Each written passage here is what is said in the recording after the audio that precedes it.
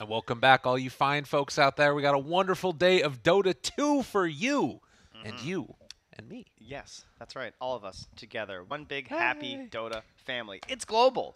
And we have teams from different regions, like we do for most matchups here. And different regions, this time Southeast Asia and China coming up. Hmm. T1 versus Aster, T-Master, some people call them, The versus T T1. Masters. That's right. And it's Yeah. going to be the battle over who gets to take the T Mm. away, you know? If Oh, true. that would be awesome. Yeah. I heard Alliance and Aster actually were fighting to see who got to keep the A.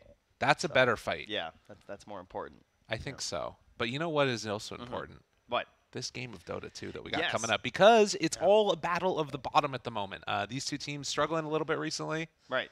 It's been a rough one.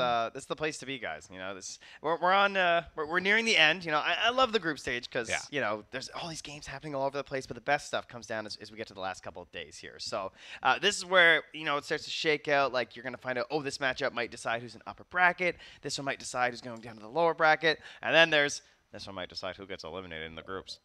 Yeah, there's a couple Those are of the best teams matches. that are looking more likely than others. Mhm. There's Thunder Predator, definitely one Yep. that is struggling a lot. Right now, Spirit, They- interestingly enough, is at the bottom of the group. Yeah, yeah. Thunder Predator right now in this group are like holding the line. They're just Right. down there. Like maybe it's gonna be us, but if it's not them, right above them is these two teams. Yeah, and I think that for that sake, if you're a Thunder Predator fan, you're looking for anything that's not 1-1. 1-1 here hurts if you're Thunder Predator, right? Because you want people to be losing series consistently, and then of course for Oh, I these see what you're teams, saying. Yes, I got you. yeah, you're picking up what I'm putting Yeah, down. yeah, With yeah. you guys out there too. But yeah, so the thing that I'm curious about with this is like both of these teams have very interesting storylines going with them, right? Like T1 is sort of one of the two teams carrying the hope for an entire region, and on the other Yes. side, Yeah. Aster have this like lineup that's sort of estranged from their region, but we are going to be able to go right now into the draft as Aha. we talk more about this. Ooh, quick Again, hands. for all you out there that don't really know some of the story, I mean, the Monkey King Tiny, we all know what's going on with these bands. We don't need to talk about this anymore. But I think it's worth talking about, like, the story of Aster going forward and what they're sitting with, right? This is a team that's sort of been vilified within their region because they always do really well in online matches and then fail in when it comes to the big ones. Yeah, it's kind of you're keeping your competitors in the region who some people think would actually do better at lands. You're keeping them away from the land events and everything, taking their slots, and then failing to perform when they actually get on the main stage. Right. And I mean, I don't know how much I fully believe in that, but it's, at least something to know is that there's a lot of pressure on Aster to finally show up and do well. In day number 1, complete and total 10 disaster seconds for them, remaining. 0-4.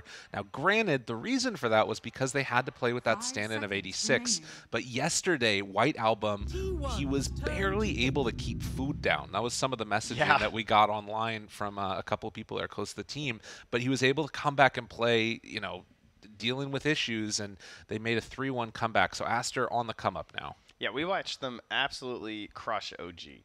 They were not close games. It was a pretty big difference between day 1, and if they have that much of an improvement heading to day 2, we're hoping to see that same improvement here once again. Now, us personally, T1, we haven't had the pleasure of casting their games yet, but quite storied players on this team from the region. I'm sure many names you guys are very familiar with. 10 So seconds I'm looking forward remaining. to watching them once more here. Yeah, I'm just going to give a shout out to Baby 5 Oling seconds GG on remaining. Twitter. That was the one that sort of is breaking that news about what's going on Aster. So that's a lot of stuff that's happening outside of the game, but inside the game, as you said, we haven't got to see T1 yet ourselves, but they have been sort of middling results so far, it feels like. I will say that I think this is the team that I came in with the most hope of them exceeding the expectations for the majority of people. I really am a big fan of this team because they've been sort of, the old geek fam that then stuck together and has been built back around, March, trying to identify who can, come in and do the best. And I think that in an environment where there isn't a crowd, having Cuckoo on your team is really important. And we'll see when he ends up getting played. But for now, Weaver into an ET and a Snapfire, and then immediately afterwards, the Lena picked up. So very different ideas for these drafts. Yeah, T1's I'm turn really to surprised that battle. they were just like so confident in that Lena pick. Yeah. Like they took zero hesitation after watching an Elder Titan and a Snapfire. Just like Lena, Aster's Lena, turn yeah, we to want Lena, battle. 100%, Lena, please. Hmm. I don't know if that's them trying to say, like, yeah, we know you want ET Snapfire. We don't actually care. Because that's what I feel like that messaging is. Right. You have 30 seconds that's pain free. You know, you can discuss the fact that 2 heroes were just added, and yet you instantly go Lena. Now, that's confidence. True. It's true, true, true. And I think that this is, again, like a type of draft that looks really strong in a way because it's got like weird forms of minus armor now, right? So you've got natural order, and then on top of that, you've also got little shredder. So there's a lot of potential to just blow people up, and I feel like that's really dangerous environment to pick Lena into, right? Like already a very fragile hero could just get bursted. So I personally would kind of like the idea of this turning into a support. Obviously, there's a ton of flex potential at this early going, so we'll see where they decide to go. Well, they're going to cover their own mid here. A couple, 3 heroes just taken out right away. So make sure that we don't get some of the more popular banned heroes. I feel like I haven't seen these heroes very often, honestly, in terms of the games I'm watching across the streams. You know, I've seen a lot of bans, though. Yeah, tons of bans. I've seen a few pucks, but like TA and Invoker, I feel like they just keep getting banned. They're not showing off here. It's true. No chances. But this has become a very common theme that we're seeing, and I think it makes a lot of sense with the team that has the second pick, you know. Or sorry, the first overall pick and has to go fourth in the first phase, is that you just want to grab your mid because you know you're not going to get to choose last anyway. Right. And, you know, covering it with these heroes that normally can cause a lot of issues. So, you know, just Dream Coil later on, you know, getting into the Aghanims on Puck or whatever, it's a death sentence for the Lena. I wouldn't mind seeing a Clockwork here, maybe out of Aster. I mean, assuming, again, that I guess you can't really play that. I was thinking that it would kind of be nice to be able to pair together with Snapfire. I've been seeing that more and more often. But I guess with the ET, you're sort of limited a little bit in terms of what you can do. But it definitely feels like this was the identity of the draft that both teams wanted, and they were like, we're just going to run our thing. And Kunkka gets taken. So this lineup from Aster looking very similar to a couple of Quincy crews that we saw the other day. Yeah, definitely. And it has some flexibility here, too. This Kunkka does not have to be in the mid lane, right? They're going to have 2 more picks after this, where this could easily be honestly, I could even see a support, depending on what they want to do with the Snapfire, but more than likely it's either going to be the position 3 off lane or the mid hero. And this doesn't really give you a whole lot to go off of as T1. You know, like there's a Kunkka. I mean, maybe you can make that assumption that it's going to be a mid, but I don't think you're going to want to shift out your Lena. So T1 probably just going to try and keep things a little bit more hidden here and grab a 5, more than likely. Actually, you talking about that position 3 Kunkka, I like that a lot.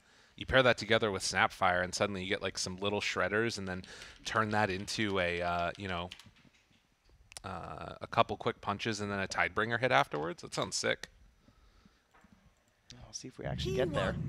For now, they're just chilling. They grab themselves a line, so we'll indeed grab a support here. Not what we've seen for us personally as casters. So looking forward to some fingers being thrown out here. Yeah. Also a little bit weird against the rum buff that comes from Kunkka. You get that one out, and suddenly the finger is significantly less effective. You've got double burst, though. So that's pretty scary against most people. And then they pick up the mag, too.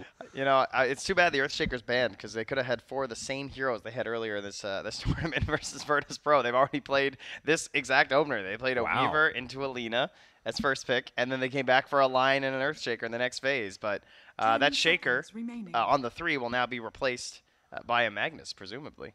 Interesting. Very, very interesting.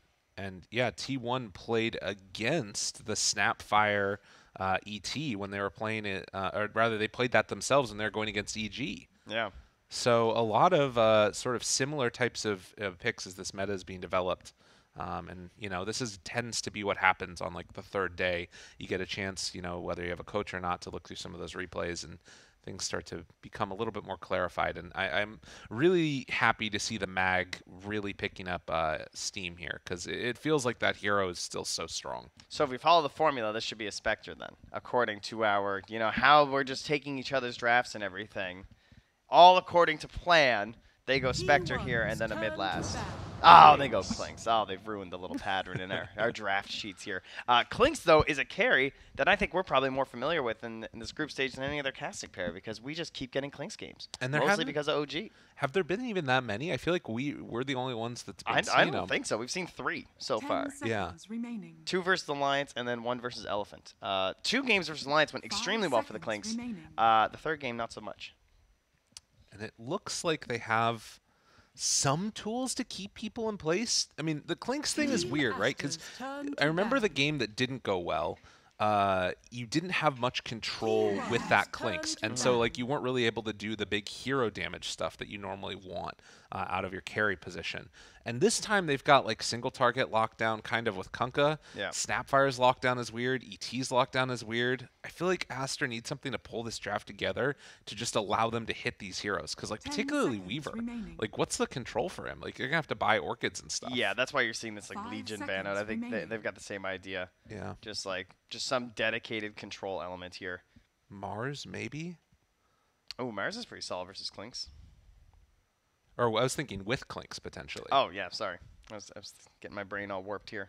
I guess though that it's tough, right? I guess Kunkka mid would work for it though if you went for now an offlaner. I'm thinking of this Kunkka again as the 3 position. Yeah. I guess it's probably 2. So yeah, they take the Slardar away as well. So in historically, T1 they basically went for a Medusa lineup the last time they played this similar of a strategy. But versus the ET, probably don't want to go there, right?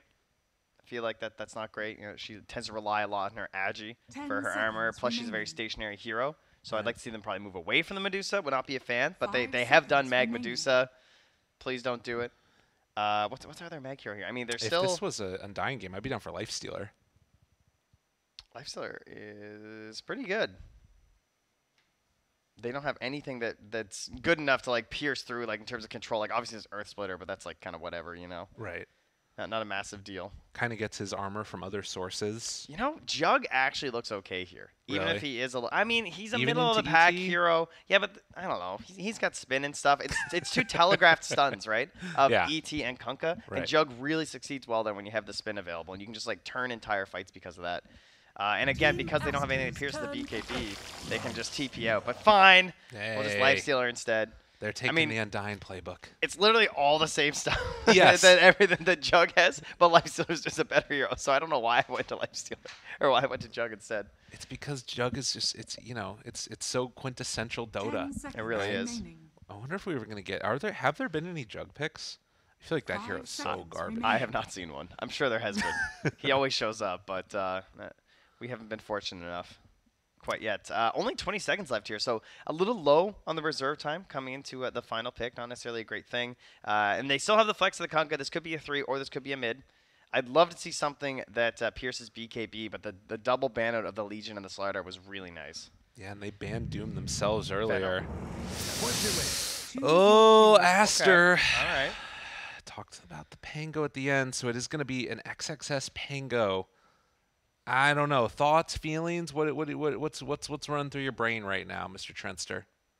I like the idea of the interrupt that Pango has. Like you have these combos that you're trying to hit here with the RP. Okay. Cuckoo looks pretty important this game.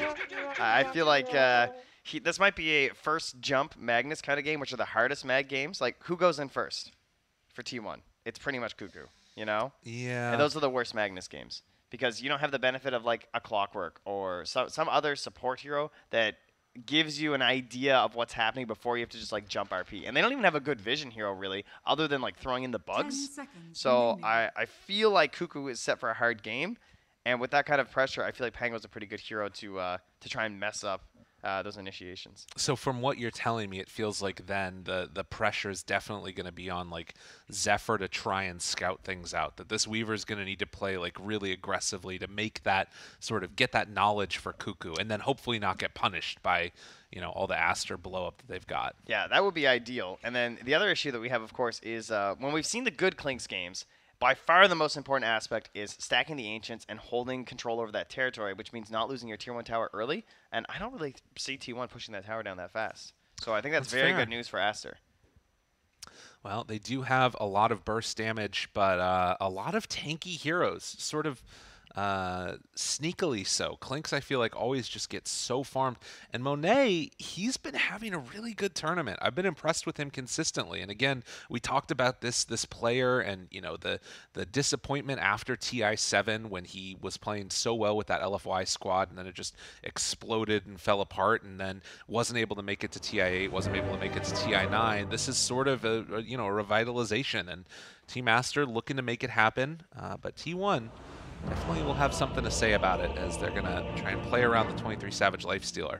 Getting into game number 1 right now.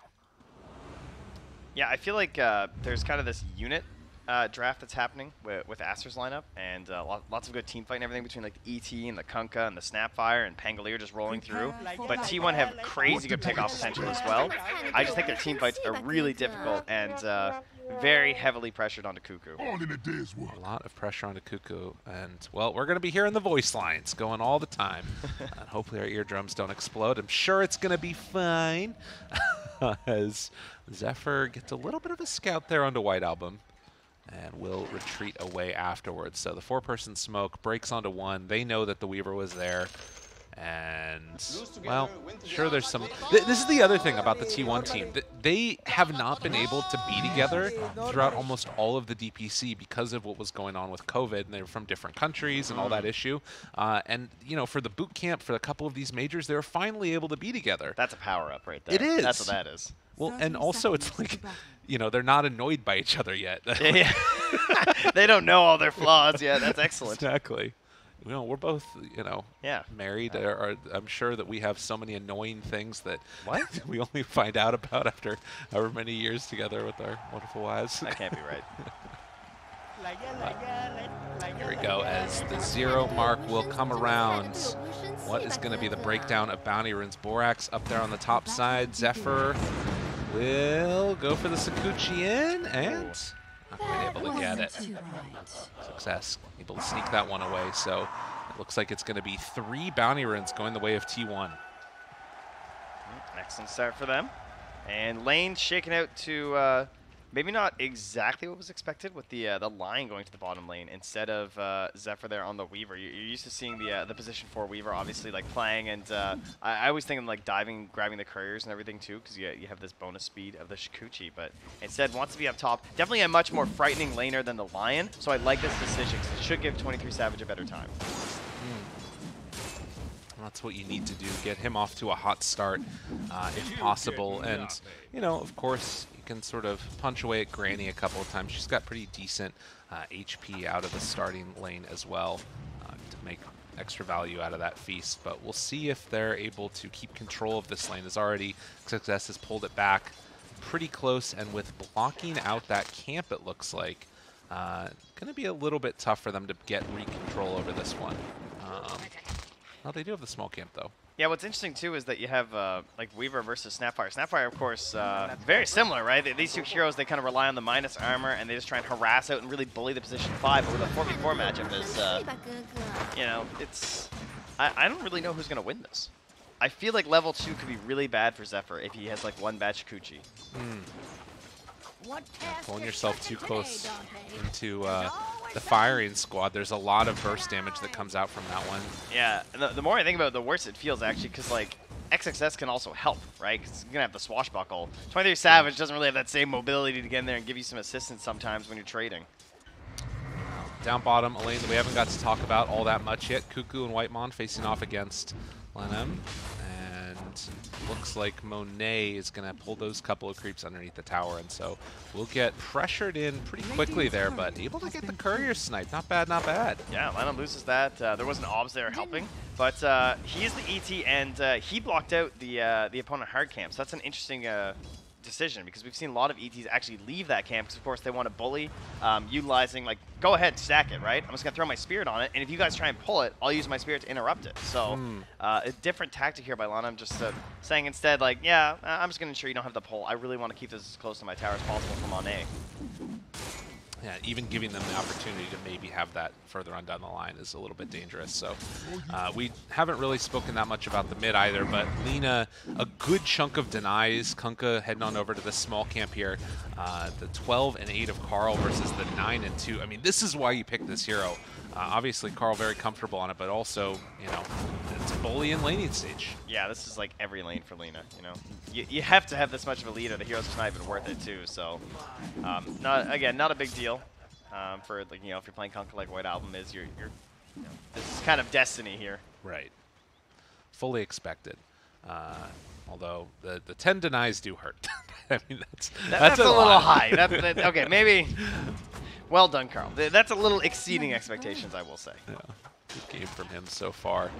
But as we sort of sit around in this one, the kill potential, you can see that Zephyr playing a little bit safer now that you've got those couple of levels up on Borax and XXX. The double points in the little shredder is just so much minus armor if you get caught out of position, and Zephyr definitely respecting him there. I feel like Zephyr dies first. That's my prediction. So? Yeah. We'll see. Oh, Whitemon with the run back. Actually almost ran into a courier there, but he's going way down to that bottom rune. And always going to beat Carl to it here.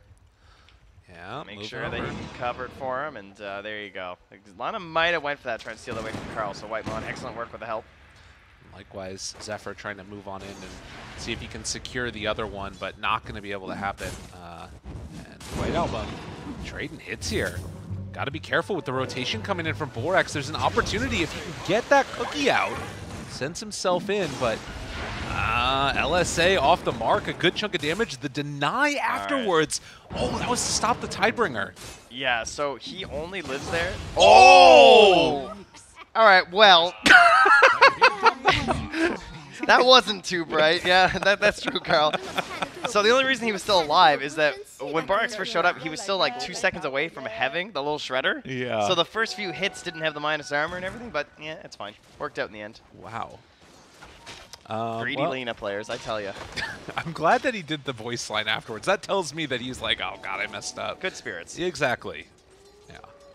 And I think that's the strength of, again, having the team that's sort of, you know, they're still in that honeymoon phase potentially a little bit. As we're going to get a quick little recap here. There's some action still happening in the game. And going to end up finding the kill. So the rotation comes over from Whitemon, able to find that kill onto the snap. Yeah, and now they want pressure XSS too, right? I mean, they have to at least force out the swashbuckle. Like that's pretty painful for Pango. That's a lot of mana. Has to back away. And, you know, interestingly enough, went for the 0-1-1 build on Weaver, but finally having access to the bugs, Zephyr is in a little bit of a stronger position to be able to pressure there. Yeah, I think that speaks to the inability to really trade well with the Snapfire. Right. Just like trying to throw out some Geminades instead. And now Zephyr's coming in here and trying to mess with the stacking. Ooh. Just like interrupt their play here. And not only does he interrupt one play, well, okay. Dies for it, but did throw a sentry down in the Ancients. Unfortunately, the D-Ward's already there, so... Yeah, Borax knows what's up. I mean, they know what they want to do with the Clinks, right? The Clinks wants to rush a Maelstrom first and just run at the Ancients. In the meantime, they're going to try and disrupt that whenever possible. So one Ancient stack interrupted, but not blocked. And there is still going to be that hard camp that's worked on a little bit here. But this is going to be a pressure point for him consistently. And that's why it's nice to have a hero like Weaver playing up their top, because you can go in and check it out, and it's relatively He's low coming cost. back. He's doing it again. Yeah. And Borax is just like, get the heck away from there. Yeah.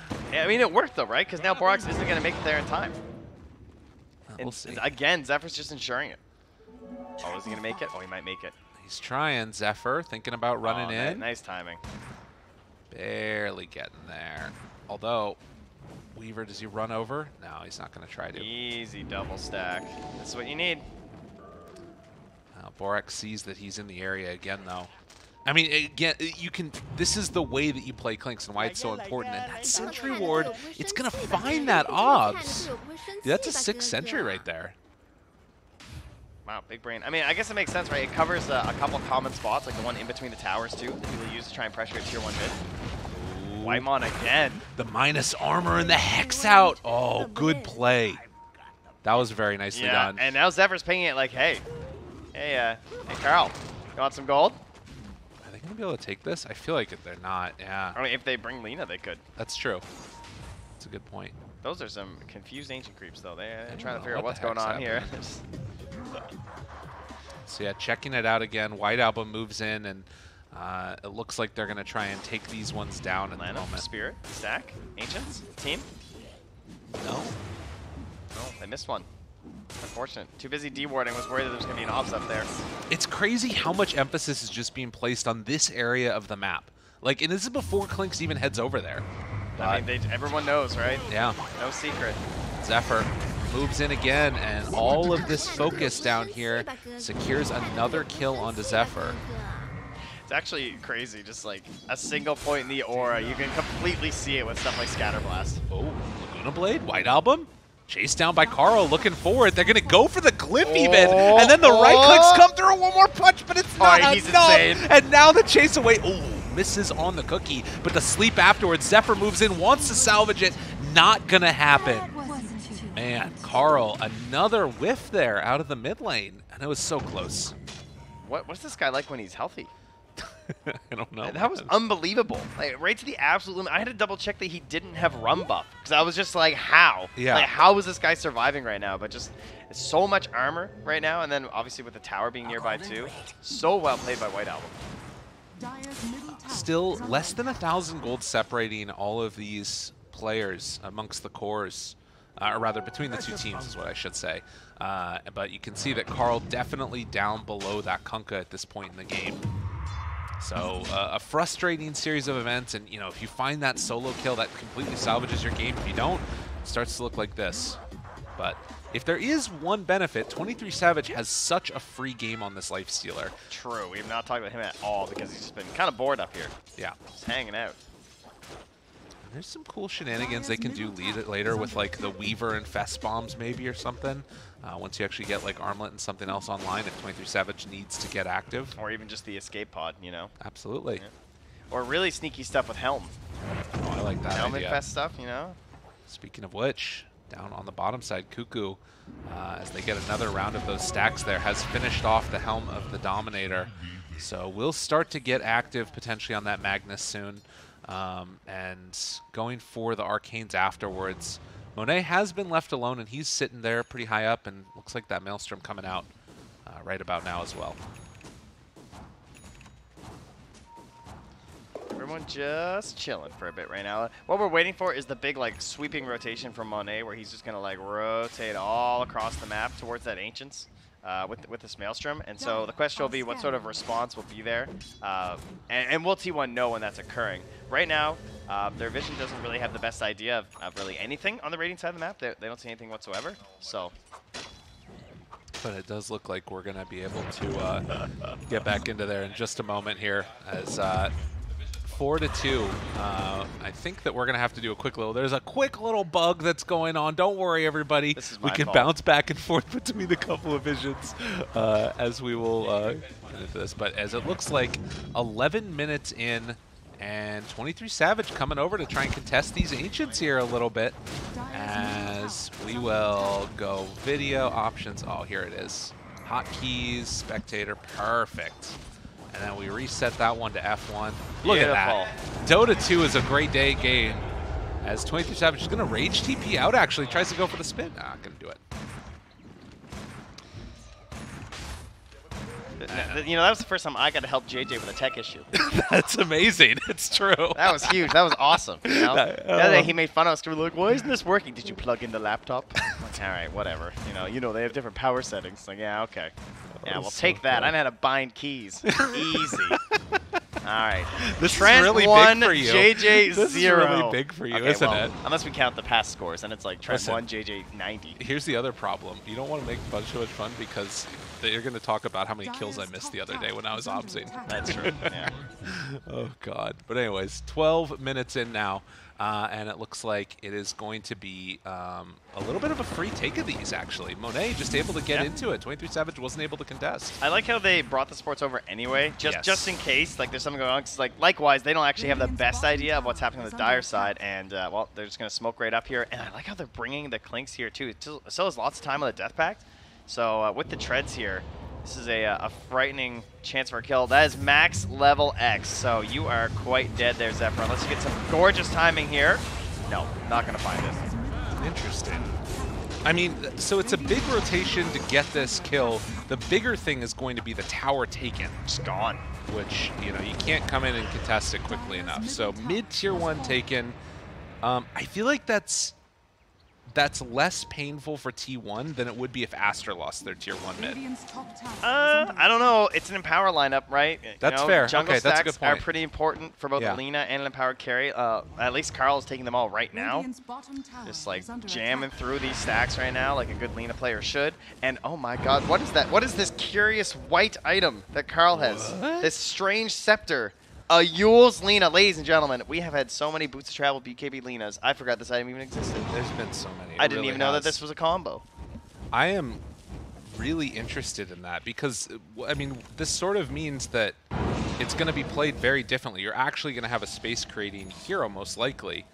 I mean, does that mean she has to get active now, kind of? I think that they're more so seeing that there could be some activity coming in from Aster. Okay, got it. And you're going to be ready for that. Okay. We'll watch and see if indeed T1 are just comfortable sitting back and farming, or if they're going to try and get a little bit more active on the map. No smokes used yet by them. And White Album going to be able to pick up the haste rune now, trying to queue up the BKB. Another smoke used by Aster. The problem I do foresee, though, is that it is a particularly bad defensive Yule's game. So, you know, sometimes you get the double value. This is not double value.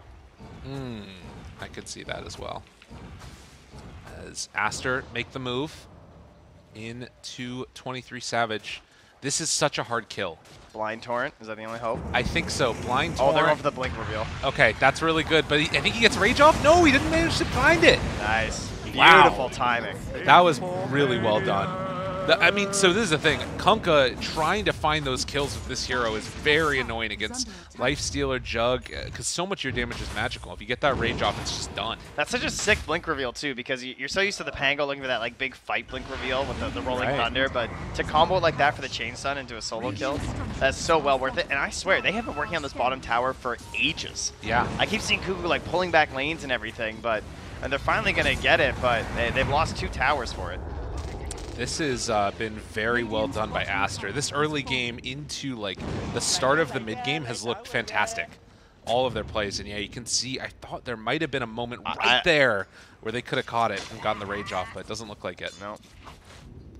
Perfect execution from Aster. Oh, where to go from here? It feels like every one of their missions has just been a total success. But you know, you see that, and it's still only a 1K lead. Right. Even when they're off a tower. That's the thing that's interesting is that, you know, I was sort of checking out the smokes that they had on T1. They're finally going to use one now. Yeah, they have not been smoking. There hasn't been a single. And now this is, I think, the first one I've seen in a while. 2 left after this. And what is it going to find? I mean... They're going the wrong side. Yeah. They're making some assumptions here about the movements coming in from Aster, I believe. Now they could send in the Helm Creep and maybe do some scouting. So this is such a different idea, right? I mean, I guess it's because they have these heroes that are a little bit greedier. Carl really needs to be that one that's finding the fight, but they're going to go for this movement now. This is interesting. So they're just smoke following their Lifestealer while he takes their Ancients. Very unique. Dodge away there. A little bit of a tumbler's toy away from the cookie action from Carl. But they want to be able to take this mid-tier 1, and Aster don't really want to give it to him. But maybe they just want to keep farming. I don't know. Yeah, that was not a mistake or a bad move at all. You went in, you took away a ton of resources from your opponents, and then you just safely left while they all camp around the mid tower thinking that you're about to come and fight you. Right? This was great. That was a net positive move for T1. Now, as you see, Monet wants to come in, wants to farm. There's nowhere for him to be. He has to wait for that to respawn yeah, he's again. Like, what's going on here, guys? Sad face. Yes, indeed. Sometimes worth more than the kill, but it does speak to a different way that they're playing. And now, Aster, maybe feeling like they need to get something done, will step on in, see if they can pressure this. Will they be able to find an opening anywhere? 23 Savage spots him. They go for the jump right away. Cuckoo blinks out of there. Rage, walk away. It's going to be an X now onto Whitemon. This is just the Lion, though, and it doesn't even hit. So a lot of resources expended in T1, able to absorb that pressure and then just back away afterwards. Very well played. Yeah, and despite not going for the Boots of Travel build, Carl's just fine, right? Just moving around the map, just farming up some neutrals, wasn't needed in that engagement, not being punished for not having that global mobility right now, and keeping up the mana regen with the Yules. Because Carl has just been spamming this whole game. Ooh, a Nether Shawl too. Yeah. I mean, that's really good. Lena player though, you know, even though you would think the spellcasters really want that thing, but Grove Bow too good. Yeah, it's true. It's really strong. So the thing that to me that's so interesting about that, right, is that you again have like the move that you see from Aster where they smoke up as 4 really early on and like drop everything on a Weaver. And then in comparison, you have T1 that move in, they smoke up, take the resources on the map, and then don't even try and pressure the tower. Like it's very clearly different identities of where they see this game going in the next little bit here, as they're going to get the D ward on that sentry so they don't lose their obs. And you know XSS is not feeling too great either, because like the first blink reveal, you get the kill on the lifestealer. That's good, but you about a blink deck, right? You want to keep getting kills. You know, there's no stats from a blink. You're not farming any faster. You want your team to come with you and keep putting on the pressure, utilizing your high mobility that you have now. But it's pressure now coming from T1. They're gonna do the same move again, hiding behind 23 Savage. Jump in, RP catches on the Kunkka, highest net worth hero in the game, but XXS trying to interrupt, not gonna happen. They get the Laguna Blade out, the Earth Splitter coming through, gonna connect. Actually didn't even connect there on a Carl. Great play from Cuckoo as they just jump in and RP'd him.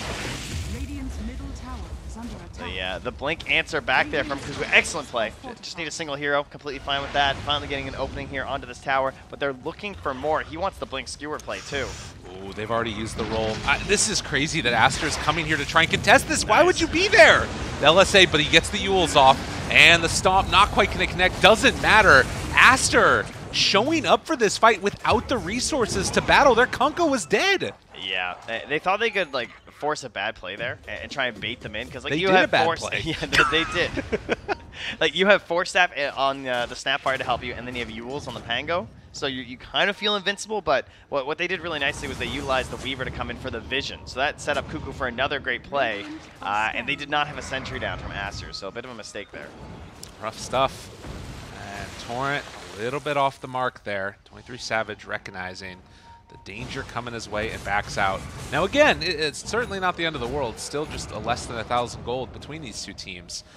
But it does feel a little bit like the last couple of minutes have been going the way of T1, making really solid moves. Yeah, I suppose the BKB is probably the next big thing that we're looking for our Kunkka. I feel like that would be the way to go here, where like now the fights actually feel like they're going back your way, but I mean, BKB still has its issues, right, in a game like this. True. I think it's coming out right now, potentially. I think he just doesn't have anything shift queued. I thought the same thing, but... Careful. They got themselves a bug. So Zephyr gets squished. And that is going to be in towards Roche. I don't think he's gotten ult off yet. Yeah. It's been a like, little there's bit. just no chance, right? Like they have so many stuns available for the chain stun that it's pretty unlikely they're going to drop the combo.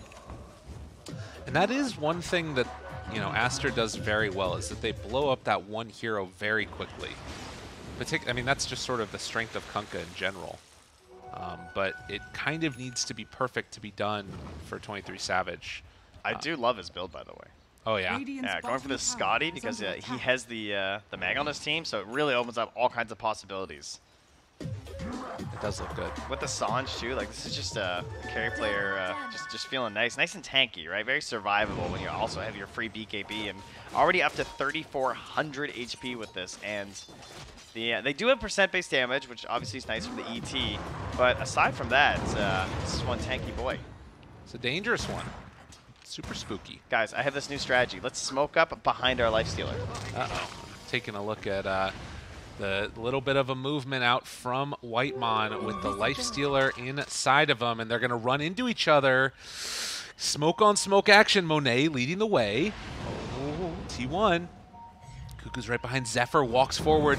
They have anything. XXS jumps in, able to catch. Now the rollback the other direction, but they found the back lines. Trying to find Monet. Is it going to be enough? Yes, they get that kill, but they lose Whitemon and Cuckoo afterwards. Trying to turn the RP, catches on it too with the Torn afterwards. But 23 Savage, he's mad, but he gets disarmed. Okay, the walk away, Lanham down low, almost dead. They lose both him and Cuckoo. But now the roll through, White Album barely able to finish that TP out. XXS also looking to escape. 23 Savage remains strong. Oh, nice punish there with the lack of stuns to TP out. That was so sick the way they killed Carl. I actually felt legit bad for that Lina. And that was sort of what ended up happening, right? Is like it's 0 damage dealt. The classic. But, you know, they did enough through those other heroes. I mean, that's the thing, though, right? Is that, like, you know, I feel like with Aster, you need every piece of your team to be successful. For T1, you know, you only need a couple, and it's going to work. Well, to be fair, though, I mean, that's peak Pango, right? You can see the back. Comes in with the blink with the roll, then into the Yules, all with the kisses landing on top, and then an Earth Splitter even just to get the finish onto Carl. 0 contribution in that team fight, and XS still gets back in time to help out with that RP coming through. It's true. That was an amazing fight from a Pangolier. Really well played by XS. You actually can't ask for anything more. Right. And at the end of the day, I mean, they did end up losing the Clinks in the end as well as the ET. But game looking still very even. There hasn't been that like big breakaway team fight yet. Probably around Roche is where we're going to be seeing it. But Scotty on Scotty for both of these cores. And we will see what ends up happening as they get their sights set on Roche. It's going to be time to battle around the Roche pit, right? Neither team has any offensive vision. Both of them just kind of covering their own cliffs near the pit. And so this is where things get a bit spicy. Vision heroes, I mean, we have Invis with like the Clinks and Invis from the Weaver, but obviously at this point in the game, you're assuming there's going to be sentries. So this comes down to who gets the good wards on the pillars. And wow, they're actually just going to scan and run uphill. This is a little crazy to me. Oh my god, they jump on him right at the start. White Album wants to get away. The Force Staff keeping him alive. XXS doing so much in the midst of this, and again, just blows up Carl. No abilities cast pretty much, and 23 Savage also going to fall. Just like that, Aster gonna blow up both cores and head into the pit. Oh, Cuckoo, they both have buyback. I mean, oh, he's thinking about it. Cuckoo's crazy. Right. Cuckoo's out of his mind, and it's gonna go for the skewer a little bit off the mark. That was worth. Not really an easy punish there, obviously, unless he gets X or something, but that was one bold BKB reveal there from Aster, but worked out splendidly for them, forced some buybacks. They don't get both, so that's good. T1 were able to at least hold on to one of those, and 23 Savage, that hurts, but he'll farm it back up. Absolutely. Well, you know, somebody that could also stand a BKB reveal would be Carl. Has a BKB, didn't use it in that last one.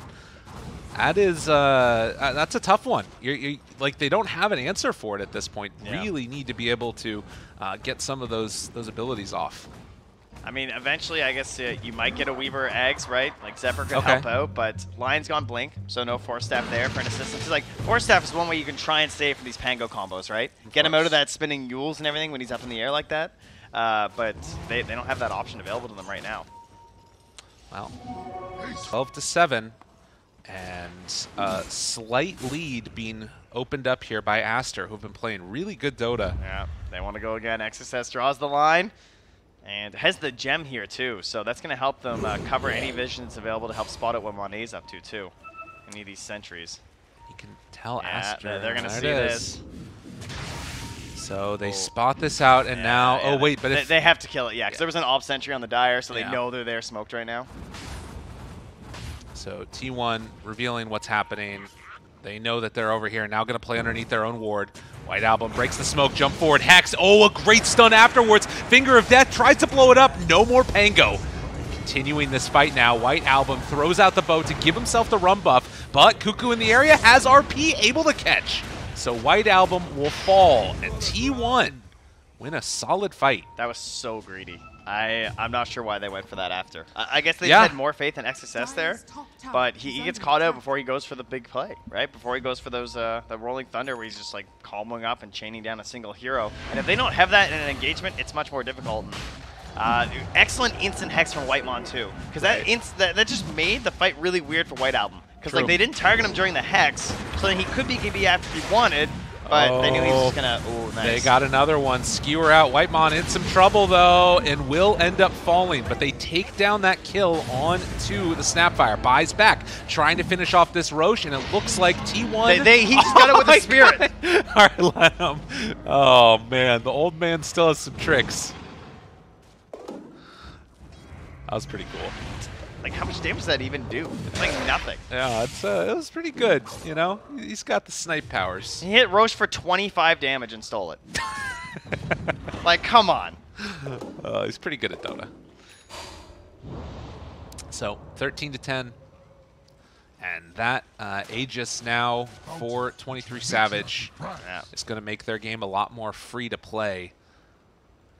But question is, where do they want to go? Because it feels like it's consistently been Aster that have been the ones trying to make the aggressive move. And they get punished right there very heavily by going into an area with vision.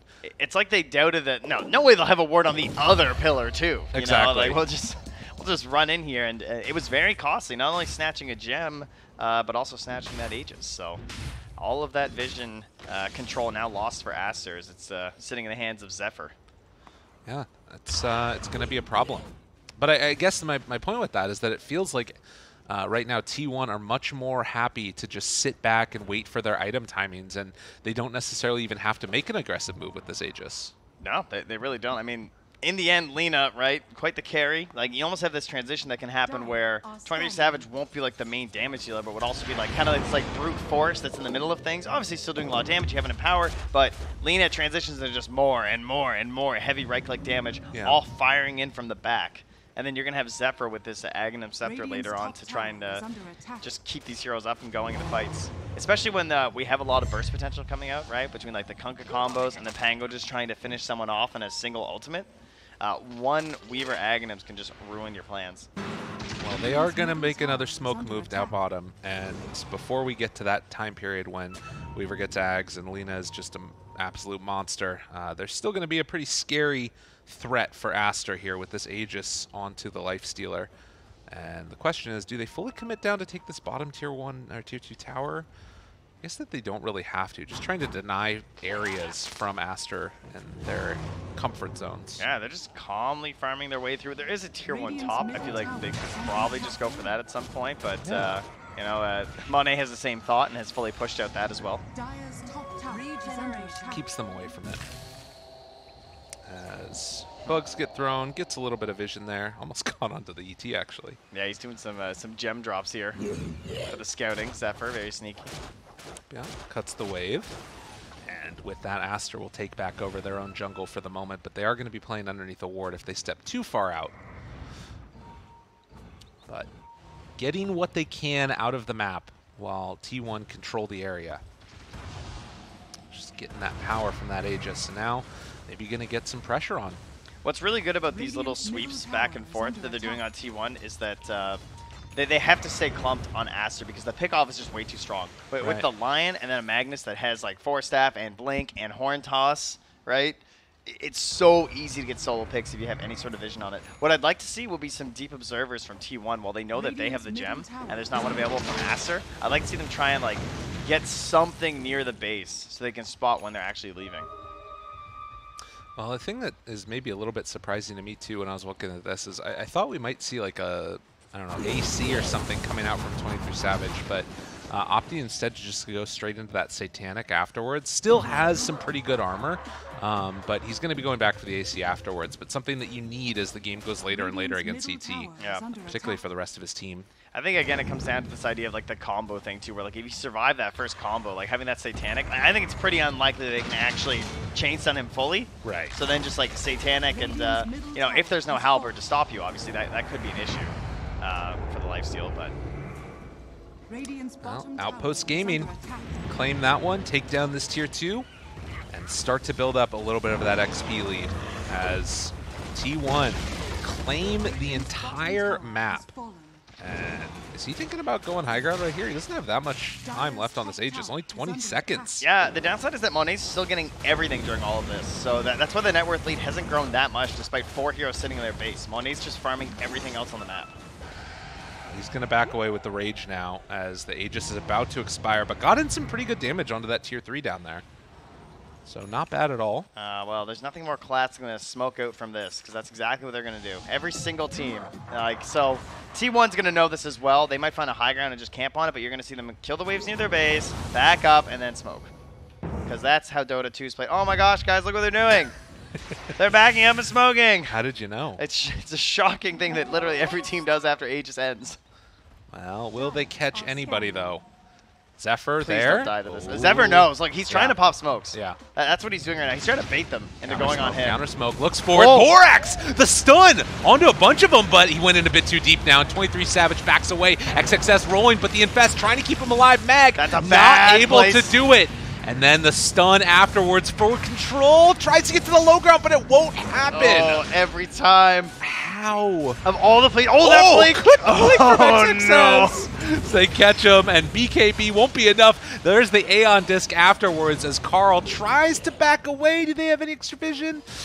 Oh, the gem wasn't there, and Dust not quite on the mark. So T1 get punished. That is such a good place to find a fight for a Pango, too. XSS must have just been thrilled, right? Right next to the river like that with the cliff. Just bouncing back and forth. Lifestealer pops out like a little confetti surprise pinata present. Just blow him up, too. No use of the Satanic right there, either. And the Bobica, the Borax jump in scatter blast with the shard. Yeah, that is the ultimate sacrifice. That was amazing. That was very, very well played. It was so chaotic. That's not something you see very often. See them all just like split up like that. And there's the reload. Look at that! Like, what? Whitemon barely able to get out of there before. It would have been a 3-person stun. Really quick fingers. XSS, though. That Infest, you're out immediately into the stun. Disarm, so no Satanic. Beautiful. Perfectly played. And Monet able to play cleanup. Again, if you are allowed to play as this Clinks and just hit away at heroes with the barrage and everything else, it's really good. And now, finding themselves an opening here, they blow up Cuckoo, who again, outside of the base. Not where he needs to be. Man, Pango is so good this game. Like, only RP to stop you when you're actually doing your rolls and everything. And, you know, I've talked, there is great pickoff on T1, undoubtedly, but it also exists on the side of Aster and most notably from XSS, obviously, because it's just free with roll-up. You will die. What can you do now? I mean, they're starting to take the damage onto the Tier 3 tower themselves. As Aster, the last couple of minutes, have completely blown this up, but there's the jump in. Nice they want to find him, keeping him alive for the moment. The boat afterwards for the run buff, and, well, just the runaway. Force Staff and Cookie. Very sneaky TB from 23 Savage to go onto that tree like that, so they didn't know, but now they're going for the chase down. Cuckoo's coming. He needs the help. And they're going to be able to find him for the moment. Lenham in trouble and going to fall. I'd like to see them keep going. Like, I don't want to see them slow down right now. And there's the line drawn right now for 23 Savage. He said, just go. Like, go into their Ancients right now. And we have all our spells up. Oh, it's a giant Roche timer. Almost the full 3 minutes on this one. That is very bad news for T1. If this was a fast Roche, they might be able to like force a buyback out of the ET or something. But instead, there's going to be lots of time for Aster to regroup. XSS? He's thinking about it, looking for an opening, goes for the roll. If they see this on T1... What is this scouting ultimate? They're trying to find an opening. They can go again now. Dude, oh, Cuckoo. There's the looking for the jump. Cuckoo's ready. Cuckoo gets in vision. The horn toss pullback onto XXS. It's a big catch, but can they find the kill? Yeah, Monet. They might be able to. There's the Cookie afterwards, trying to run out of there. The BKB, the slowdown. The Torrent, it's able to connect Cuckoo. The Torrent Storm afterwards, doing little jumps off to the side, looking for the catch. The Yules afterwards pulls him all the way back. Lanham, right click, RP, they get the kill. T1 falling across the map as Whitemon and Carl the only ones left, and Whitemon also about to fall. Barely able to walk out of there, pulling at the last second. That Spirit almost caught him, but Carl now looking for the chase down. Oh, not quite able to connect with that LSA. But again, just mayhem as what the mid and off lane ends up dying, and everything fell apart. But in the end, it's T1 that come ahead with the gold lead and the XP lead. Yeah, and it should continue that way too because Alina's still up, so she's going to be the only one farming right now, right? Like 18 Snap obviously can't get that much during this time of like the cores being dead. So this is really going to put Carl like way up. He's going to end like 800 gold ahead of the Clinks by the time he respawns right now. This has been a very impactful couple of moments here, and we're starting to see what you were talking about, this sort of glass cannon of a hero in Carolina, and just having Cuckoo create chaos, have the Lifestealer run in and make things happen, and just sort of sit back and let good old Carl. I'm not sure who Zephyr got the save on in that fight either. I heard it because Zephyr was at like 10% HP and he cast it on someone else, and I was like, wow, what a hero. Right. I think he might have saved Carl. I think Carl might have been really low. I think that the other thing too was that we were following basically the chase down of Monet, who basically got to do nothing in that entire last fight. He almost got out of there too. Like, exactly. It's a good thing Cuckoo had that chase down, and that would have been a complete disaster for T1. Absolutely. And did it almost all on his own after the lifestealer got interrupted with the Torrent Storm and everything else. Yeah. Man. We got neutral time coming out here. Stormcrafter and Trickster Cloak. Timeless Relic as well. Definitely need to get 23 Savage up to that level 25 mark for that extra rage duration. With all the disable that you've got in this lineup from Aster that just happens casually, that rage is at a premium. Especially Torrent Storm. You know, playing against this spell is so frustrating. Although it is really fun when you steal it as Rubik. There you go. That I will say. That was pretty good, but. And speaking of which, the talents, I mean, he's got the 80 Torrent AoE. He doesn't have the Torrent damage because, you know, 16 strength. Like, come on. It's really good. Yeah. It's hard to beat that one. You'll get it later on when you get to, what, 28 or something? Whatever it is. Yeah, that's right. Yeah. We can go that late, right, guys? I mean, you guys like neutral items, don't you? I think both of these teams like to go into the later stages if possible, particularly T1. As Cuckoo sitting around with the ninja gear, that is a great pickup for Cuckoo. Yeah, they still need actually 2 more neutrals to be found for Aster. So coming into this next fight at a disadvantage, neutral tier-wise. Smoke up again. We've seen this story before, and they're going to run right underneath a ward yet again. Whitemon there. He's ready with the blink. Oh, my God. Knows it's coming. Are they going to jump Look at the way him? he's facing. Yeah, they're ready. Spots Lanham right there. Oh, jeez. And the jump away. Now they know what's going on. Now the question is, do Aster keep going underneath this ward again? The exact same thing that happened before. Oh my God, they're going to do it. You guys are crazy. I like how they're moving even further away from the pillar and just leaving Whitemon again. Yeah. He's like, you got blink up, right, bud? Yeah, I guess. Why is this my job? Because you have buyback. Oh, okay. That makes sense. It's Roach time, ladies and gentlemen. So this could be the game decider. Ooh, and a rune spawn bottom DD. That's terrifying. That is a good one for Carl to get. They might just send in 23 Savage in the Magnus and just like force a fight just so they can use this DD. Oh, they got their own ninja gear on the side of Aster. Much needed. A solo? Oh, sorry. I heard the smoke noise, but yeah, it's just ninja gear on Cuckoo. It's too good. Level 20 on Zephyr, too. They've gotten where they need to be. Get a D ward there onto the camp as well. But yeah, that armor reduction that we're seeing with the medallion coming out soon, trying to get towards the solar crest. I mean, this is a lot of value. And still, just 1,000 gold separating these two squads. Very tense stuff here. Ooh, they're going to use the DD. Are they actually going in and doing this right now? Look how fast it's Oh dying. my God. It's dead. That DD. It's done. They didn't expect it. It's just gone. Wow. Oh, wait, they're going in, though. The sleep is she there. doesn't Try have to the blow him up, but the save coming in with the time lapse. Oh, they baited that one out perfectly. Aster, or are you getting into a fight you can't win? Thinking about it, the control is there, but all the spells starting to wear off. They only lose Whitemon. And they're going to use Torrent Storm to secure the retreat. So something happened there because Carl had an open slot but didn't get either. So I don't know if they actually wanted Shard on the Lifestealer because I kind of feel like the Lena Shard's pretty sick when you have a Magnus. I mean, he wouldn't have eaten it, right? Oh, that's true. Yeah. So what was I guess maybe he wanted the Aegis. Yeah, probably. Or well, unless he was panicking because like it was a fight, and so Yeah. he just just did it. They're both just like, whoever gets it, gets it. We just got to get it quickly. But regardless, I mean, 23 Savage is probably still going to be your tower hitter, right? Rage, walk up, start punching it away. That could be the way to do it. But 42 minutes in, and 23 Savage playing very brazenly, just walking through the mid. This guy is crazy. I know Where's you his have team? Aegis, but Oh, Zephyr's there. Zephyr's there. They're fine, surely.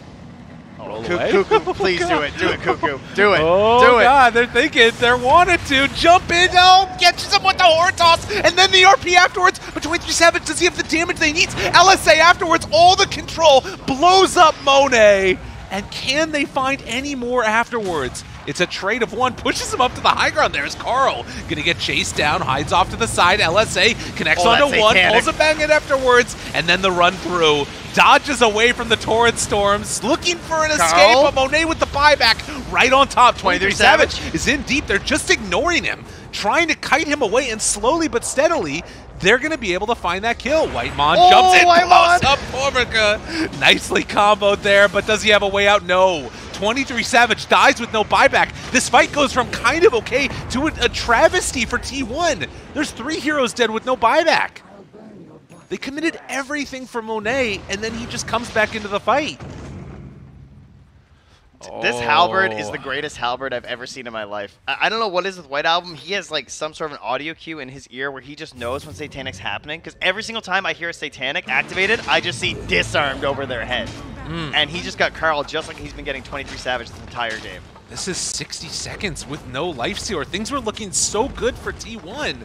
And in the space of one buyback fight, and 23 Savage out pretty far away from the rest of his team, pulling him into a weird situation. What a Yules. The Yules interrupts yet again. Cuckoo, the jump forward and skewer away. That was the weirdest animation.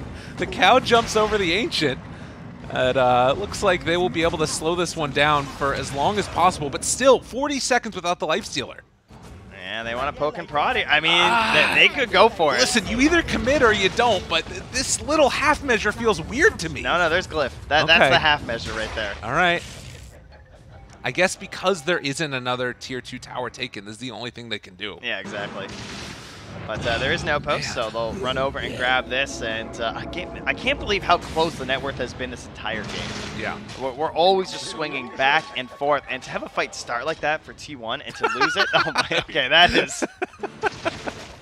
So the heart palpitations or something. I don't know what's going on. It's some good old SEA versus China Dota. But 44 minutes in, and we're getting close to that next tier. What are we going to see next? I feel like so much of this game has been about vision, and that last fight just started so weird with 23 Savage felt invincible because he had the Aegis, and then it was like, are you going to go all the way in and have them forced to... I think it was really good by Aster to not fully commit all their spells, because then you just time-lapse and rage, and then it's like you can take that fight and win. Yeah, he was the vision tool. That was his goal. Right. And it worked, didn't it?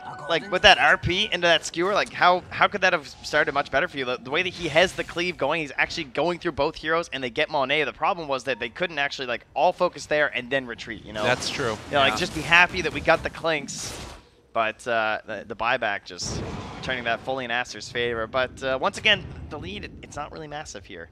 No. No, and you know, these buybacks, they're probably going to farm those up now, I would imagine, on T1 before they go for another engagement. Likewise for Aster as well, right? Monet's going to be gone for a little while now. 5-minute window where there's a huge opening for T1 to find a pick-off and a blow-up.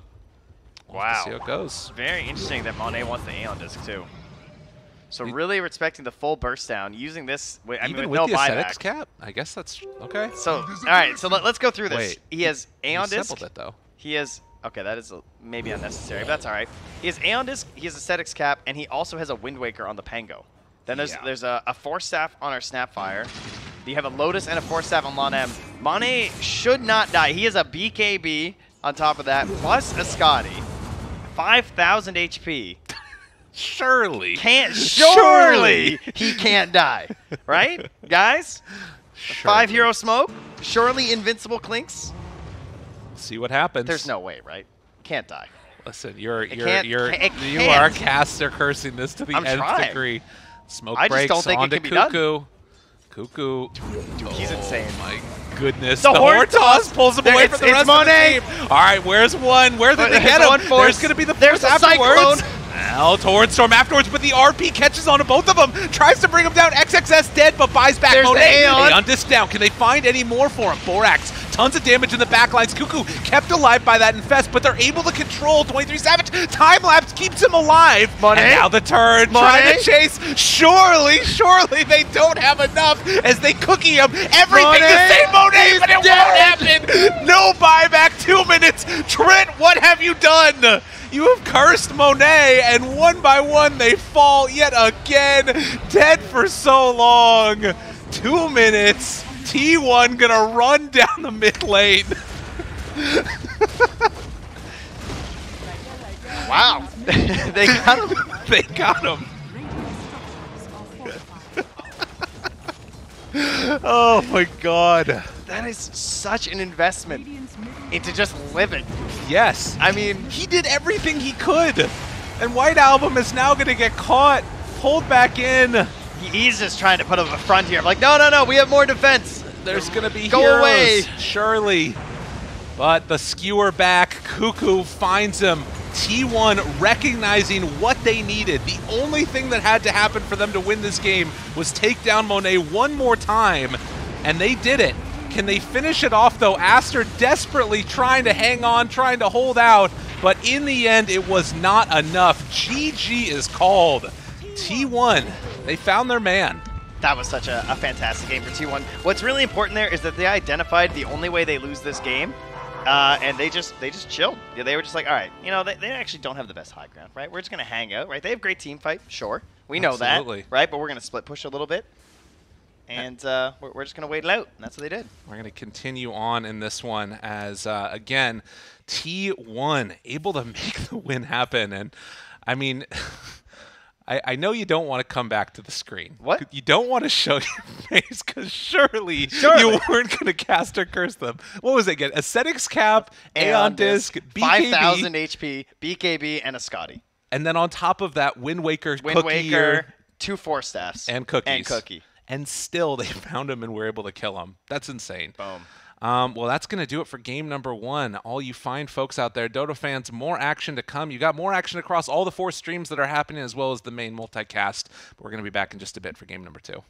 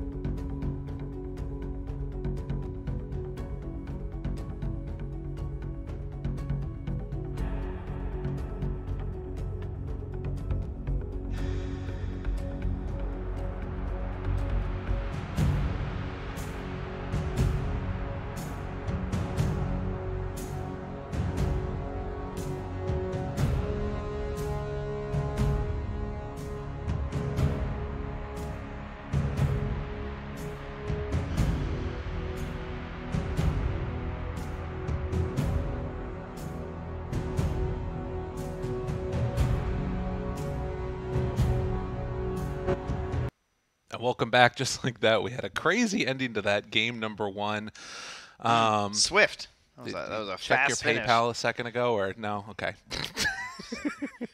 We're just gonna leave that there. We'll see what ends up happening. Game number 1, already in the books, but we're into the draft for game number 2. We can't joke about that type of stuff. It's a dangerous game, but we do have Profitable one though. Okay, got it. Nice. We've got a Tide Hunter versus a Tiny banned out. And then on the other side, Weaver and Lena. They're like, we don't want to deal with that anymore. These heroes are annoying. And that does leave open the Monkey King. Yeah, those fights were so chaotic that I feel like every big fight in that game was so widespread. You know, it was actually hard to capture all the little plays that were happening throughout a lot of that, especially from the supports. Like White Mom right at the end there, helping to get that final snag onto to Monet. That was only one of the great plays he made with those fingers too. Like I feel like he was doing an excellent job of targeting down and deciding like who had to go next with the big kill. And then Zephyr as well. The Ags came in pretty late, obviously, because it's a 4 Weaver, but it was very impactful every time that we managed to see it. It made such a big difference, and I felt like it was the type of situation too where like he was able to be that hero that you were talking about them needing to scout out for the cuckoo, jump in a couple of different times. And I mean, I think that they're going to need to find another vision hero on T1. And I guess that's somewhat what Monkey King can be. Oh, yeah, definitely. If it's position 4 especially, then you're just like all about the vision. Well, we'll have to see. Io, the other hero that gets picked up, as Bobica had his Monkey King taken away, and now that leads into an Io Shadow Demon. Okay, so double save. Shadow Demon is a hero that I feel like sometimes can look really good, Yeah, but is sort of weird, right? I'm not sure what the thought process is there.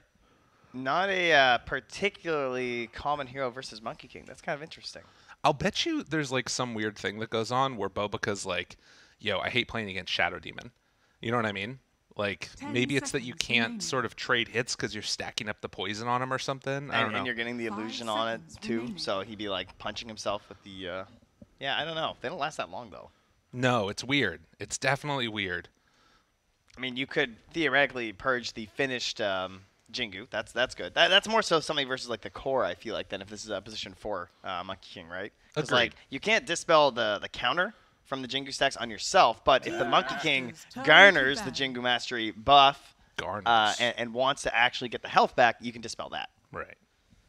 Yeah, and I think that it's also just the type of thing that, like, you definitely care more about that in the core role because, I mean, the Jingu is important for the laning stage for the support Monkey King, but I think it's much more important for the like tree dance jump around like you're talking about in Vision in the later stages. And good choice on that ban too. I think you get rid of the mag because then this could be a very, very good one monkey, right? Like that's a really good hero to really bring this back into like, okay, yeah, we want a core monkey. See, to me, I just think it's a good ban because there's banning all of T1's lineup from last game. It's also a solid strategy. It's like, they beat us. That was annoying. I don't know, though. It didn't feel like a stomp. It felt like a very evenly matched game, but with very different identities behind these teams. And I want to see if they stick with those identities going to game number 2 or if it was lineup specific. I think it was fairly even, but I also think that T1 actually controlled a lot of the pace of that game because Aster felt forced to make a lot of moves, and a lot of the moves they made were kind of like almost like allowed in a sense from T1. Like they gave up certain parts of the map, allowing Monet to farm up top the whole time while they swept through their jungle numerous times, took their bottom tier 2, took their mid tier 2, pressured their high ground. They sort of just allowed Monet to do his thing, but they never lost their tier 2 top or their tier 2 bottom, I don't think, for T1 last game. So they, I don't know, it felt like they were actually in more control.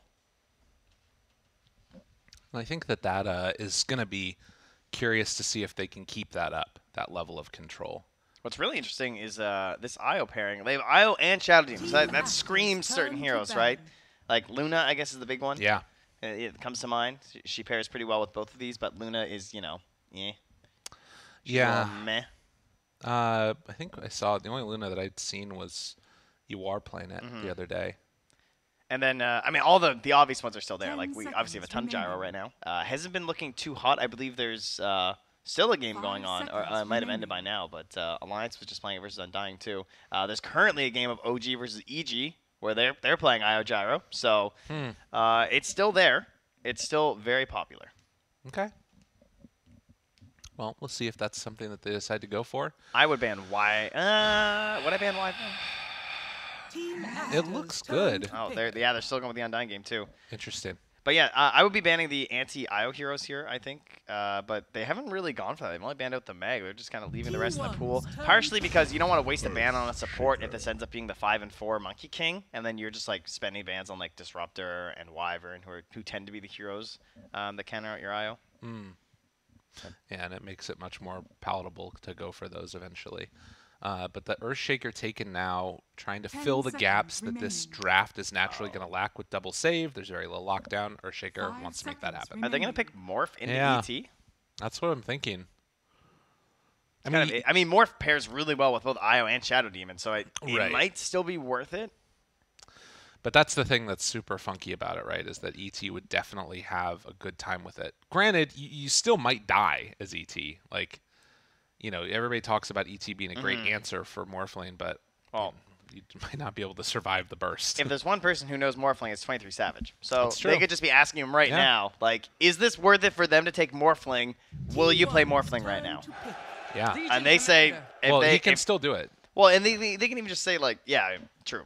Still go over there. But what I think they might even be saying, like let's say they want Morphling. What should we pick right here that just makes it like completely unplayable, but won't like mess up our draft in any other way? I do think though that now that you've taken this Legion, it's a little bit weird to do like Morphling and then have support Monkey King, because like Legion Monkey lane, it's not terrible, but it just feels a little weird, particularly against a hero like Shadow Demon that could just start spamming out poison. But you got press the attack to take that off. I think Cuckoo's also an amazing Legion player. I think it's one of his best heroes. And they come back for the Queen of Pain too. Okay. So, again, they are first pick this draft, which means that you tend to see Lina or Queen of Pain these days, right? Or maybe Kunkka, someone who the counter pick isn't going to be that bad and maybe still has a little bit of flexibility in the other roles. And then now you're going to get the double counter pick. So if you've heard us talk about this, this is the most important part of the draft for second pick, because you want to save all your reserve time for now, because what happens now is that your opponent has to pick one hero, you counterpick. They pick another hero, and you counterpick. And this was the big change in one of the most recent patches, and has a huge impact on how valuable second pick is. And I think the thing about this that makes me feel like I don't want to pick Morphling if I'm Aster right now is that you're not getting that counterpick. In fact, you're picking into counterpicks because it's sort of telegraphed what you're going to do with this Shaker.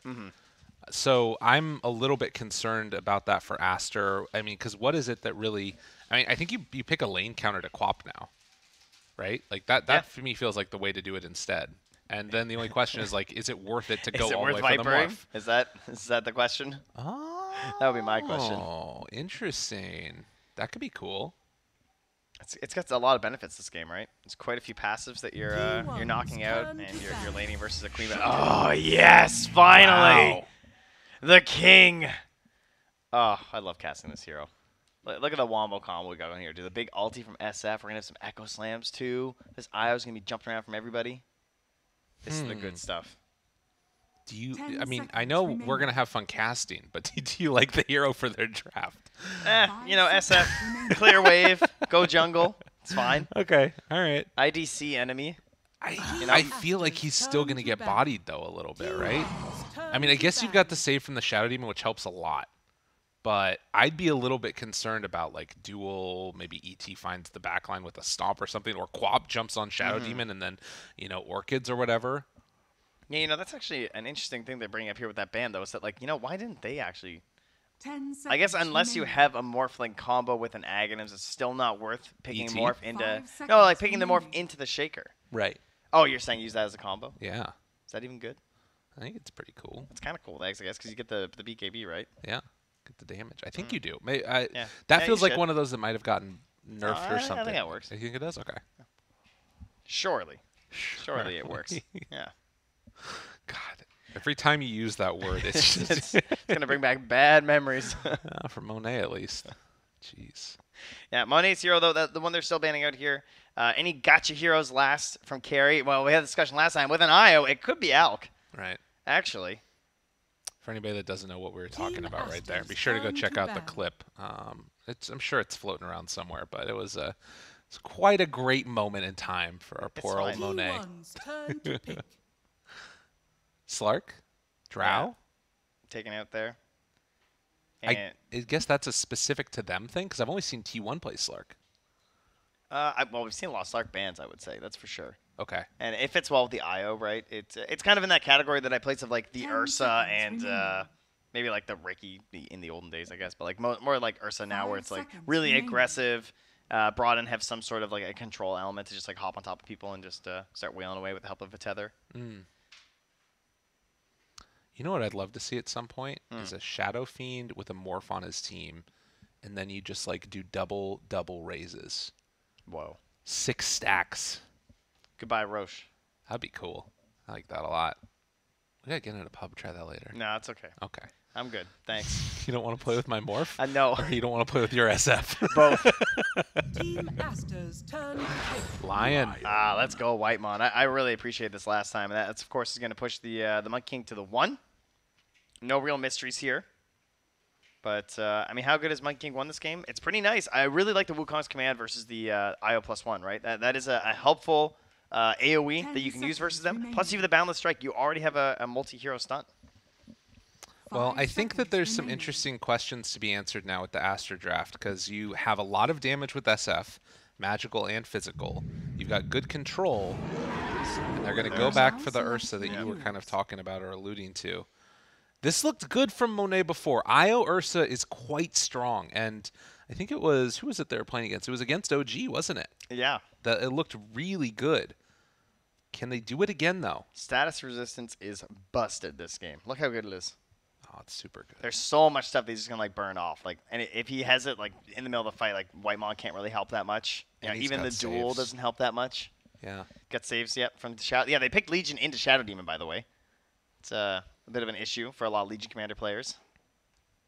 Makes you wonder. Oh, I guess they don't really have much choice at this point as to what Carl and Cuckoo are gonna do. But I think that there are some really good things that can happen at the end of this, right? 10 Like, seconds remaining. if Legion goes on one of the supports, maybe Quap can go on the other, or 5 Whitemon can, seconds right? remaining. Like, they're all... You have these, like, 3 very bursty single target heroes that feel like they can jump on those saves, potentially. I mean, obviously it's going to need to come down to the vision that they have, and that's where things get a little bit spicy, because you don't really have a vision hero. I wonder if Cuckoo goes Helm again. I don't know. Can you fit it in though? Are there requirements that he has in terms of like the blink and everything? I'm fine to see it again because like the way that we've seen some players be really creative with it is very helpful. Obviously, most notably with the Magnuses, but I'm not sure if Legion can afford that. I mean, the thing that we normally see is like a blade mail instead, right? We've been seeing a lot of blade mail first. So I guess there's the question of like, do you swap out the blade mail for the helm, and does that actually work?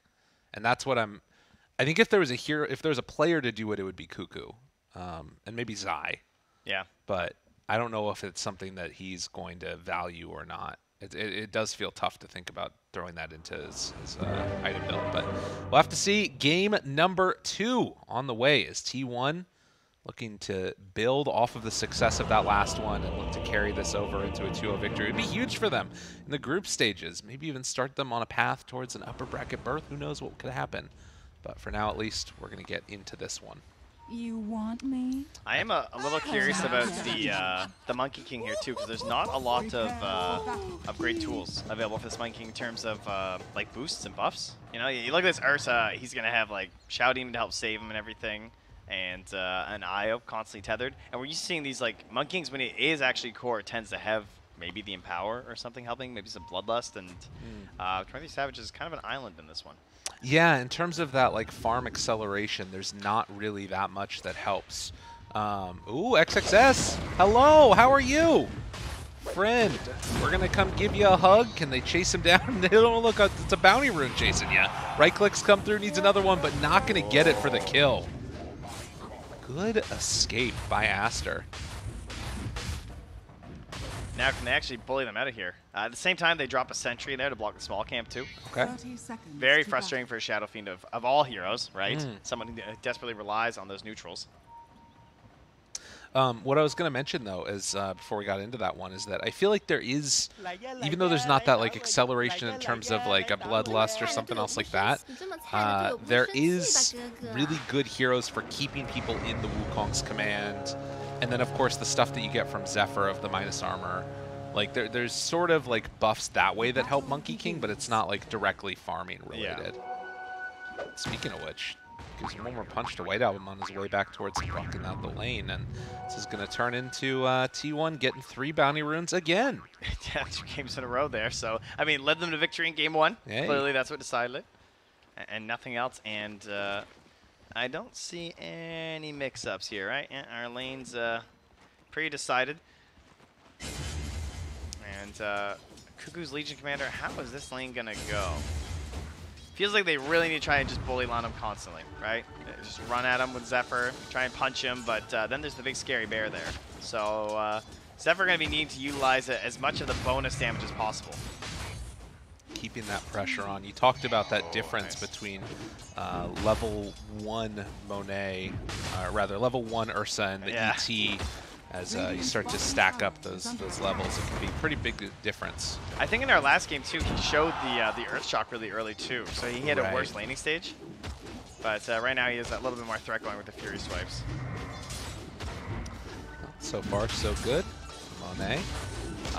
Could be worth sort of keeping our eyes on this one if there is any potential for aggression. But mid lane, White Album, 4-2 versus the 2-2 of Carl, starting with those raises first. Gave him a little bit of a lead, it looks like there, although there was a couple of look like pretty just solid denies outplaying Carl through those first waves or so. Bottom lane, they're going for some plays on the Whitemon here. So Borax has done some awesome stuff here with the creep pulls.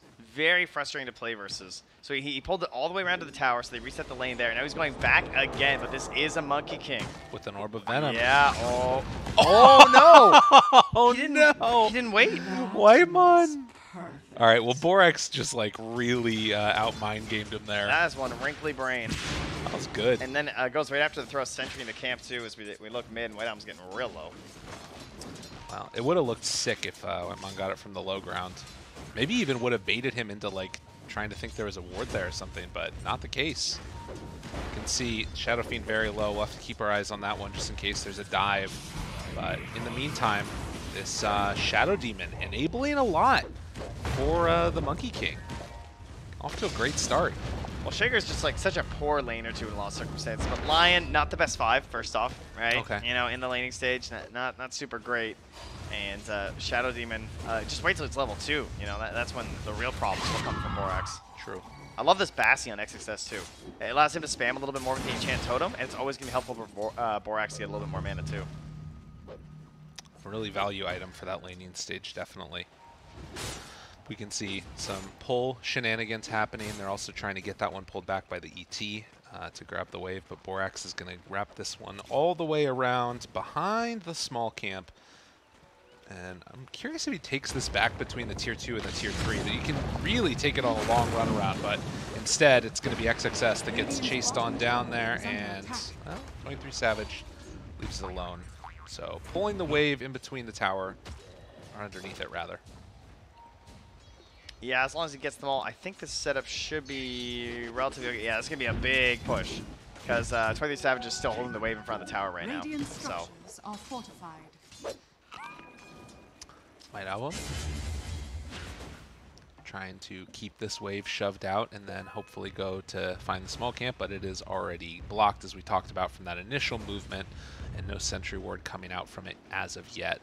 You can see also that Queen of Pain trying to rush immediately towards that Orchid, wants to get active. The 4-minute flip has ended since there's no... Look at this rune coverage, though, from T1, right? Yeah. This is the Shadow Fiend's game. This is just so depressing.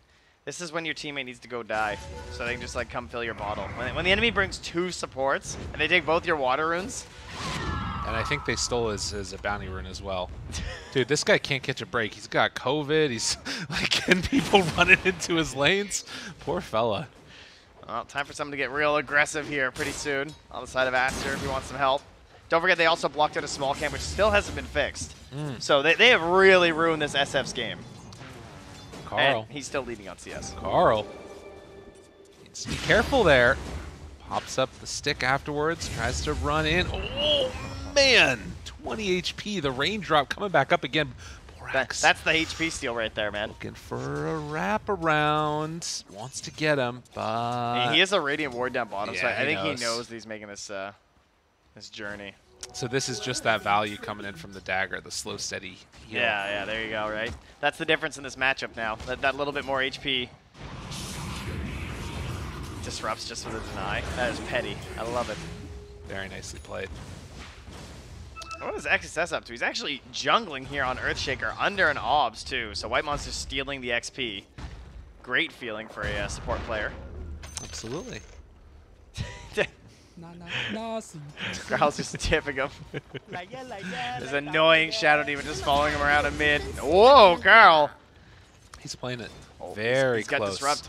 Does have raindrops back up again now. This might be enough to keep him alive. Yeah. Raindrop, blink out. Jeez, that was a little bit scary though, considering he still had the stacks. Yeah. Perfect. It would have been great for him, but not going to be enough. And Cuckoo pulling the wave all between the tier 2 and tier 3 here. So this is the sort of things that end up being lost. You know, you can't really keep that pressure on. Man, we haven't done this in so long. I know, it's nuts. Friend of the show, Kyle, would call it backlaning, I believe. Chase down, looking for the stomp afterwards, potentially going to connect, and then the haste turn. Carl moves back in. Do they decide to go into White Album? They're thinking about both. Borax there. A little bit too scary. And Some 3v3 they're going mid. to deny the rune. Zephyr gets it into place and takes it. Oh man, miss forward, chase out. White Album wants to go for the raise combo, but the disruption to save him. Sonic Wave afterwards, it was almost enough. Can they kill off White Album? Yes, they find the first blood at 6.5 minutes. Now 23 Savage shows up, wants to chase down, fissure out, land him, livid. Is it gonna be enough? They chase that IO down. 23 Savage, very angry. Dropped the big old stick onto Borax's face, but wasn't able to finish off Len So close to getting the double. You know we wanted it. Oh yeah, absolutely. 2 kills to 0 now, and well, with all this happening the middle lane, top is still just Cuckoo farming and Monet farming. So similar to what happened last game with 23 Savage, just farming on top of the Lifestealer. Monet is going to do the same thing this game up on that Ursa and just chill through. And Carl clearly having a bit of lag here. Oh yeah. Yeah, A little bit of or else Carl. they would have got that other kill. You know. Definitely. That's what's going on. Yeah, interesting situation that you've also got right there. Monet coming to contest the free farm that Cuckoo's trying to get, pulling this over onto the hard camp. So we'll see if anybody from T1 rotates to try and help out. It's going to be tough to keep Monet off of this creep wave. Cuckoo just going to get ran down. That Orb of Venom Phase versus doing phase. a lot. And Cuckoo gets the worst end of the deal that time around. XXS, some trouble. Boundless Strike, couple more punches. Whitemont finds the finish. All right, so this Earthshaker has gone from jungling to going for like the desperate laning sort of stuff because the lane broke down, right? All the supports are playing in the mid lane to try and salvage the SF's game, and that has left poor little Earthshaker on a bit of an island.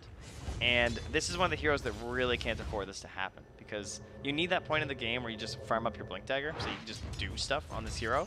And that timing is now going to be delayed by like 2 more minutes probably with how poorly his lane's gone. And the other problem is that you need White Album to sort of catch up in the jungle too, and he has also been struggling. The Hex is there, the sleep.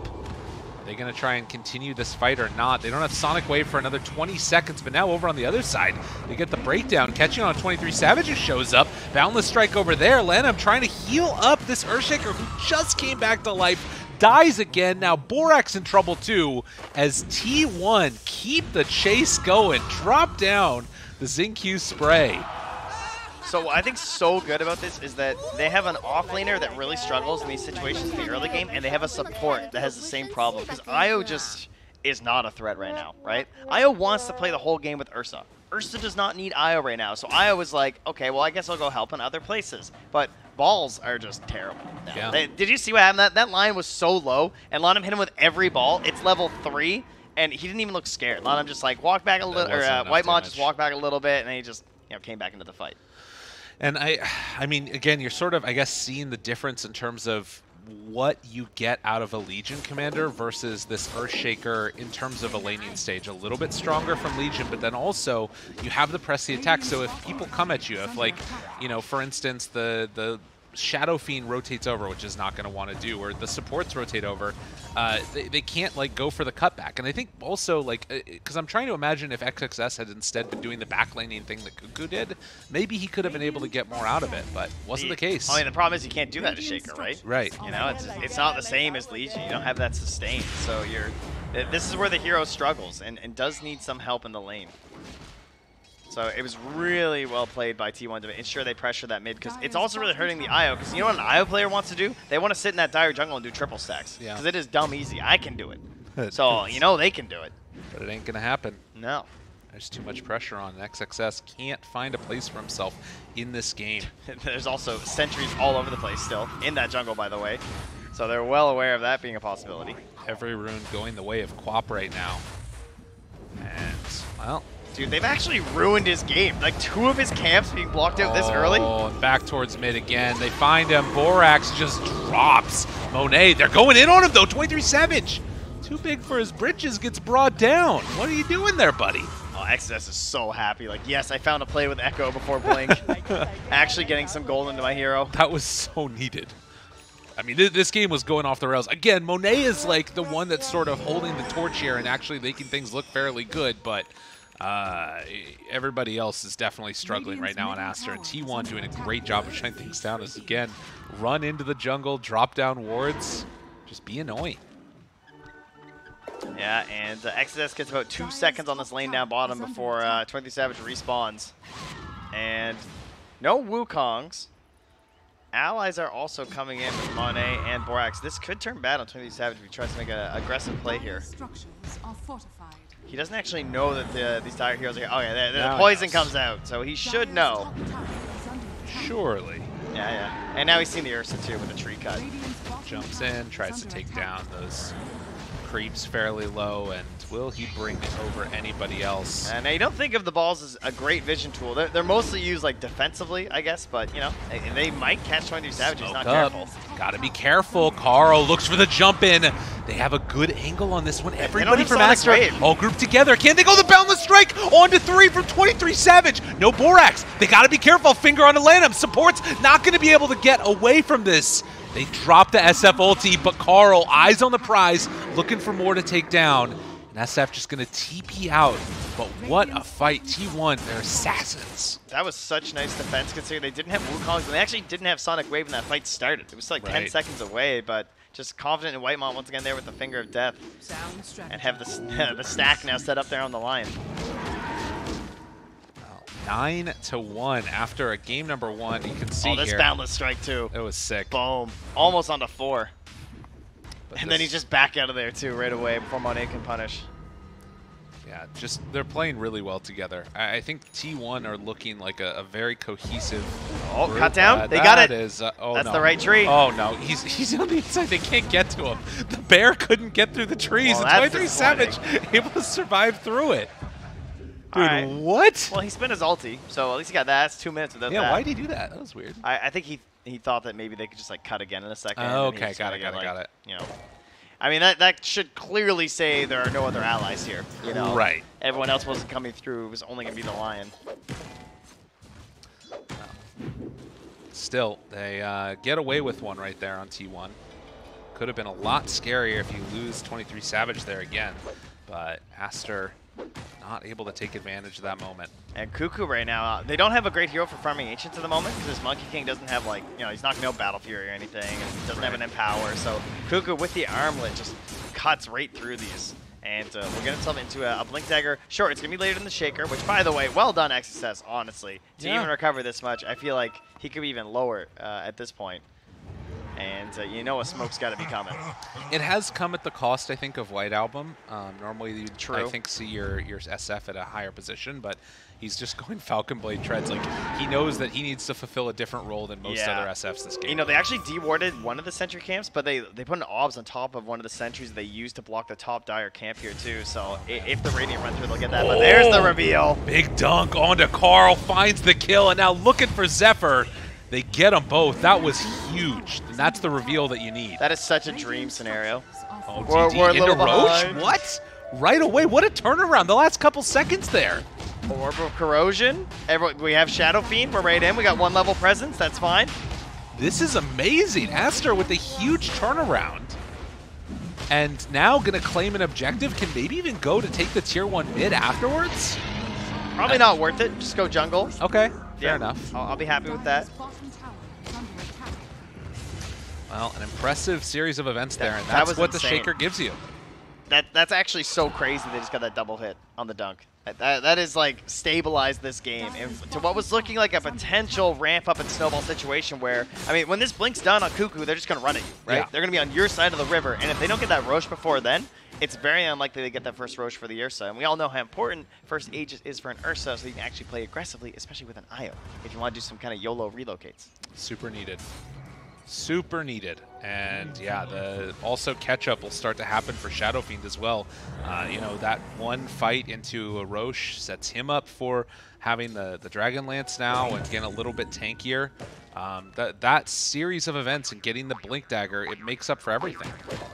All right, Whitemon, get a bounty rune. You guys ready? Here it comes. He's going to dig it right up. In the trees. It happen. Come on, Whitemon. Gotta dig. Well, let me channel him. Hold Dig. on. All right, I got to text him. Whitemon, use your shovel. It's not happening. Oh, this pains me. We have to stay. You're not allowed to leave, JJ. Stay on. I don't want to see you leave this. There are going to be kills across this map. I want to see this shovel We're in used. a dangerous position. He's gonna taunt, but he's not gonna dig. This is where we are in professional Dota. Yeah, hey! Oh, no it's a bounty. salve. It's All okay. right. All right, we're good. Well, 9-3. Taunts and chat wheel lines more important than trusty shovels. Okay, I see. That, to be fair, Whitemon is like a character, you know? There's a couple of, that is true. There's so many different streams of him like doing karaoke and singing and stuff like that as Zephyr's going to get chased down. And He's singing the swan song. He's done. yeah, he's done so. But a very, very talented player. And More talented singer. that's true. That's insulting to his Dota capabilities. Sorry. More talented Dota player. No, it's just saying something about his singing. That's what it is. Do you think that they need to make any aggressive moves with this Aegis, or is it just cool chilling and hanging out as they are right now? Next, I mean, that goes ready. So yeah, I would like to see an echo play. They should echo into relocate, right? Okay. Whoop, whoop. Oh, that's vision. Hello! This is relocate. Afterwards, the fissure onto 2XXS finds the opening, but can they finish the job? Monet looks like he's going to be able to, but 23 he's Savage running still in. living through this. White Album gets hit onto 2, but there's the duel afterwards. Finds the kill onto Borax. They blow up the Monkey King. And with that, another one fight for Aster. Things looking pretty solid. And right back up top into that tower, too. That was such a perfect find, utilizing the vision from the Shadow Demon. Both supports at least, I mean, Shadow Demon's vision obviously even better than the Ios, so really helpful to have versus the Monkey King. Wow. You know, that's the thing, we didn't even mention that. Of What's course, that? that's why they picked Shadow Demon, the Monkey King, the vision on the trees. Oh, It's yeah, good that's versus another support good and core. Oh, I bet the chat was roasting us during that one. That's fine. You It's know, the but classic. Bobica knows, right? He's Bobica's used to aware. the Monkey King stuff, so probably, like he said, why he hates playing a Shadow Demon. Well, and I think that the bigger thing to me that's surprising is that T1 decided to transfer that Monkey King into a core role. I mean, this is the thing that we were talking about during the draft with Shadow Demon in the pool and being played, because it's such a great answer. There's just no Jingu that's going to come out now if he gets ultied. I think it speaks to the tempo they wanted to play at, is they wanted something that can, like, you know, it doesn't have an accelerant in this game because he wants to play aggressive. He's utilizing this vision. He wants to set up good fights for them. Right. Yeah, I And don't know. there's not a lot of heroes that do that out of the one these days. And Monkey King's probably the best one alongside Tiny, but, you know, obviously they both get banned and picked pretty early. Ursa BKB after this Diffusal Blade. Monet takes down the Courier. That was the Halberd. I don't know. The way this game is going, it's feeling like Monet's going to carry it. I think T1 need to make a big play. Well, they have their own Wombo combo set up with a Sleep Stomp. It's on Zephyr. Chase looking for Cuckoo. Where's the save? He's got it. Press the attack. A little bit of a misfire there on the stun. That was Carl sick. found the back line. Save from Borax. Support saving each other. Can't save him from that one, though.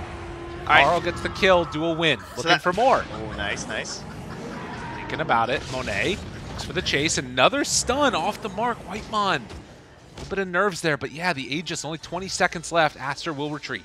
So that was all Zephyr. Because Zephyr placed the Spirit down, and Lanham had to try and make the spread so that they wouldn't be in the same stomp range, because Monet was committed for the kill. But then, when they got the spread out like that, that's when the Orchid comes in, right? So there's no real like winning situation. I guess Lanham could have went like north instead of off to the west, but a little bit of a mistake there perhaps, but excellent capitalization there from T1. And you know, tower's gone, but they made a play in the mid lane. Zephyr, one of the 2 players on this team, Indonesian, and the first time we've had an Indonesian player at TI, putting on a good performance here in this game at number 2. But Cuckoo, he is going to drop. He is going to get caught there by that ward placed down up on the high ground. Aster knew where they were going and immediately able to get in a position, take him down. 20-minute mark now. Yeah, finding a fight in a... at least when he comes back, he will have the talisman done. So he'll have the full halberd for the BKB fight, because they're going to want to try and utilize this Monkey King now that the BKB's down on 23 Savage. But of course, the BKB is still ready there for Monet too, and he's almost into a blink. Oh, okay. Yeah, this is a big scary bear. Yeah, that net worth is going to start to look scary. And again, you've got like these counters that are just answers to the Monkey King. It's starting to feel like the snowball is going, and Aster are exactly where they need to be. The next Roche fight, to me, feels like it will be one of the other turning points there. Do you think that T1 have what it takes as far as the vision is concerned? Like, they keep on getting caught out of position by that. Yeah, their vision is struggling this game. Mostly because they just don't have the heroes, right? Yeah. And I love what Aster have done here. They did the same thing in one of their previous matches where they do these like really like clustered wards, or they have another line of wards right across by the Roche pit, right? Because they want to be prepared for that next Roche fight, which could be as soon as a minute away. They're walking underneath these ones again. Yeah. T1 not dewarding. Well, they actually smoked. They dewarded and then smoked, I think. Oh yeah, Aster, they're moving in now. They're still underneath this dire ward. 23 Savage and Zephyr under full vision. Jumps away, still got eyes on him. XXS looking for a jump. It's so early to have that ward. That ward's usually like, you know, after like 25 minutes or something, right? Yeah. That was a lot of respect given right there. I think if they wait half a second longer by T1, Aster jump, but they didn't want to put themselves in a dangerous position, and obviously with Cuckoo right behind, could have gone for a safe play. Even Carl is worried about pushing this bottom lane. They really don't know what's going on right now. Yeah. No eyes on the map, just staying close to each other. And what's really sneaky is that they're keeping the Earthshaker next to the Io and the Ursa, right? So XSS is lurking behind them. What always happens is that you show Io and Ursa on the lane, the fight starts on the other side of the map, and they relocate in. And so what some teams do is they smoke gank the Io Ursa, because then there won't be any assistance. So XSS is just stalking behind them because he's got his items that he needs. He's delegating the farm over to the other heroes on the team, and he's making sure that that classic smoke play into the Io +1 won't work. Well, they could go for a play here, trying to find somebody in the mid lane. White Album showing with Borax behind him. There's somebody always covering the Aster team. How do they start a fight though?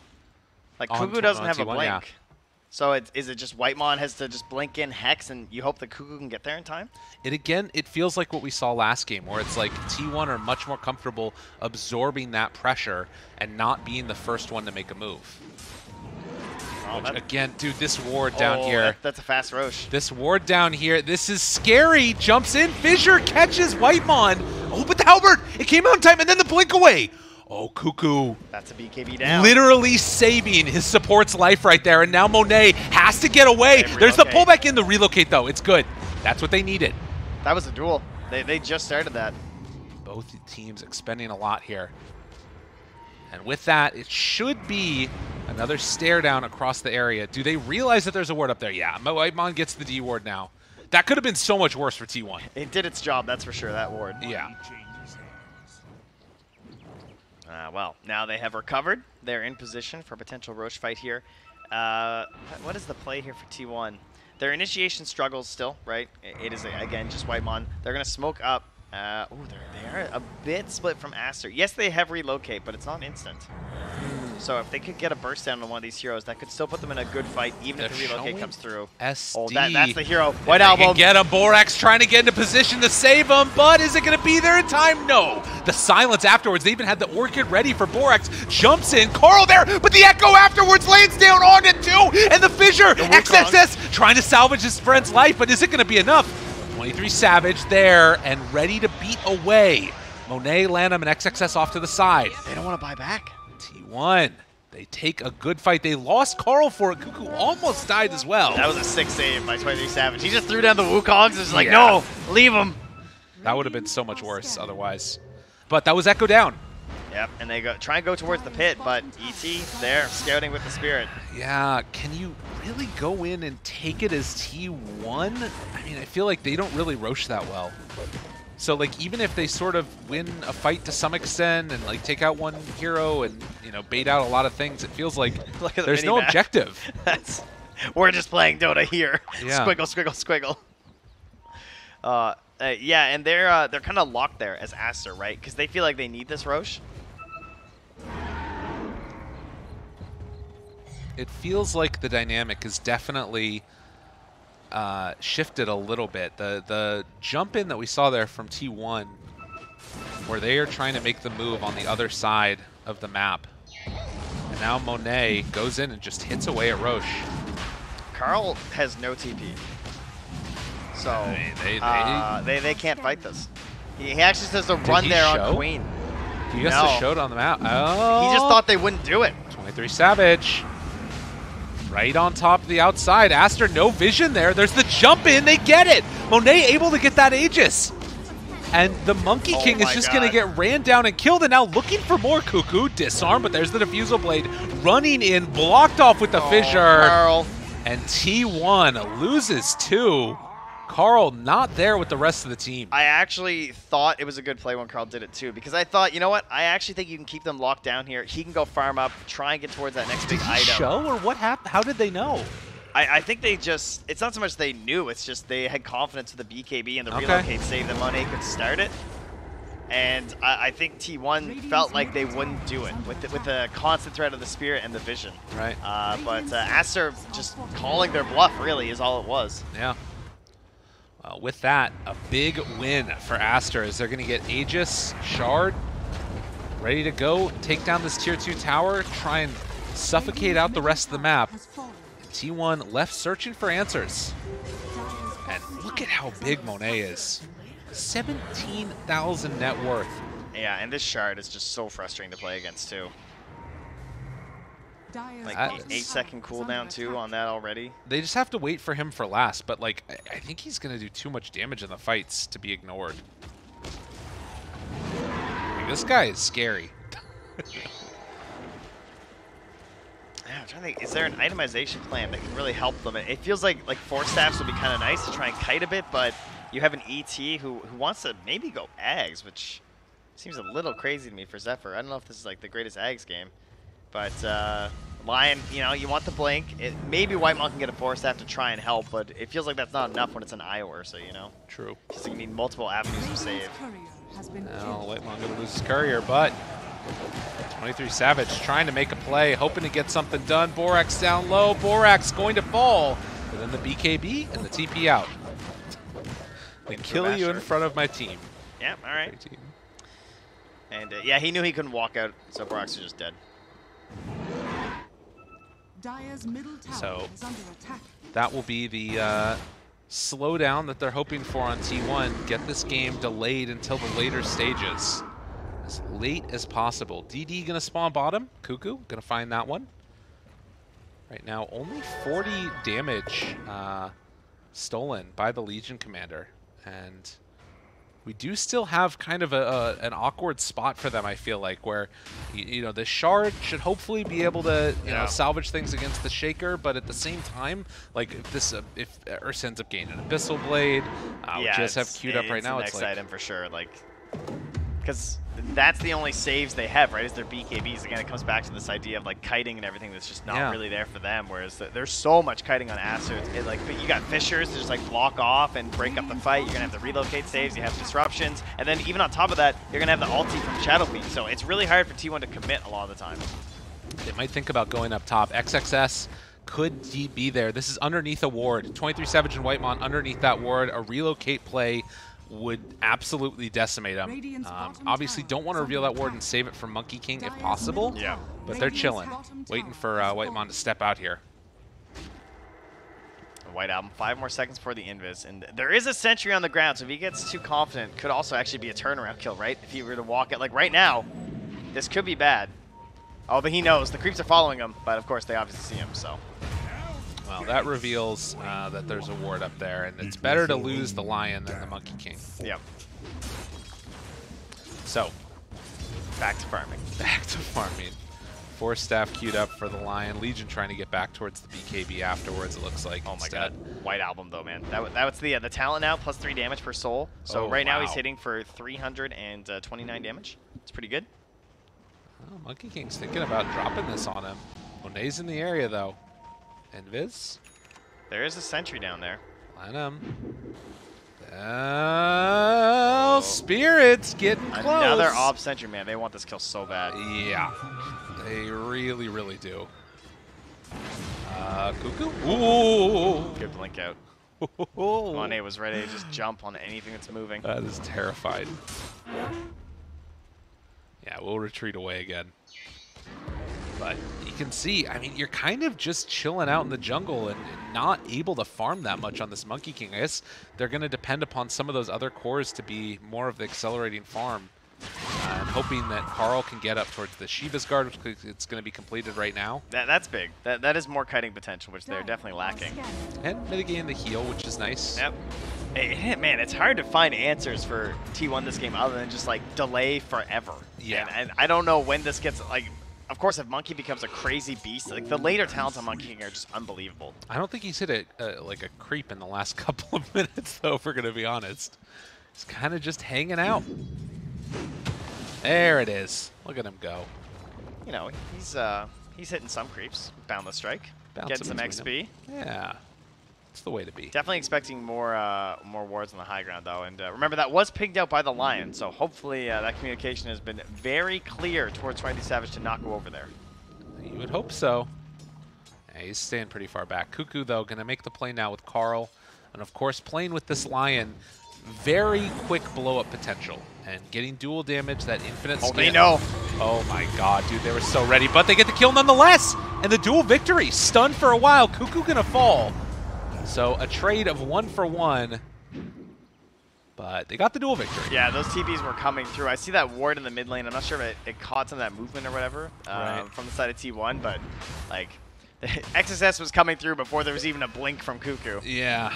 But hey, he did get some more damage. She's up to 70 now. Not pretty insignificant. Infinite scaling. Infinite scaling. That's that's what we need. We have Lion, we have Legion. So eventually, maybe Whitemon will just get to the point where he can just one-shot heroes. There's a possibility. That's the you only got a finger stack from that one. That's the way to be. Oh, really? Oh, okay. Yeah, you're right. So we're double scaling. Oh, perfect. Double. Unfortunately, Aster is scaling in the net worth. Yes. And pretty soon here, we're going to also have another Roche respawn. And when that happens, if Aster have a free pass into the pit, I don't know if T1 can hold off the tide from pushing up their high ground. Lonham's also actually becoming a hero on this IO now and getting in towards that mech. Just about has enough gold. And that is a very different hero. IO with and without mech. Yeah. Can make a huge difference. Still, very slow and steady game. AFK farming going on. Oh, they ping. They knew he's up there. Yeah, 23 Savage. I feel like he's baiting. I feel like he wants this rotation. I think you're right, yeah. And they're not going to find it. Yeah, that's true. That is exactly what that was. Yeah, and now if they manage to catch White Album because of this on a ward, this is like the greatest play ever. That was really, really sick. But I don't know if they're going to be able to get him. There's no smoke up as of yet. They're hoping he's going to come to this camp. That was the play, right? Okay, I see. Yeah, but he's not going to. But still. Yeah, exactly. The play. What a like interesting team. You can like sort of see exactly what their thought process is as they're pinging on the map and doing all that stuff.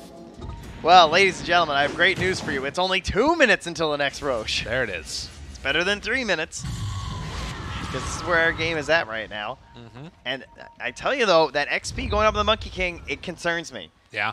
It really does, because I hate those later talents. They are so annoying to play against. That extra ring. White Album. Dire's middle tower.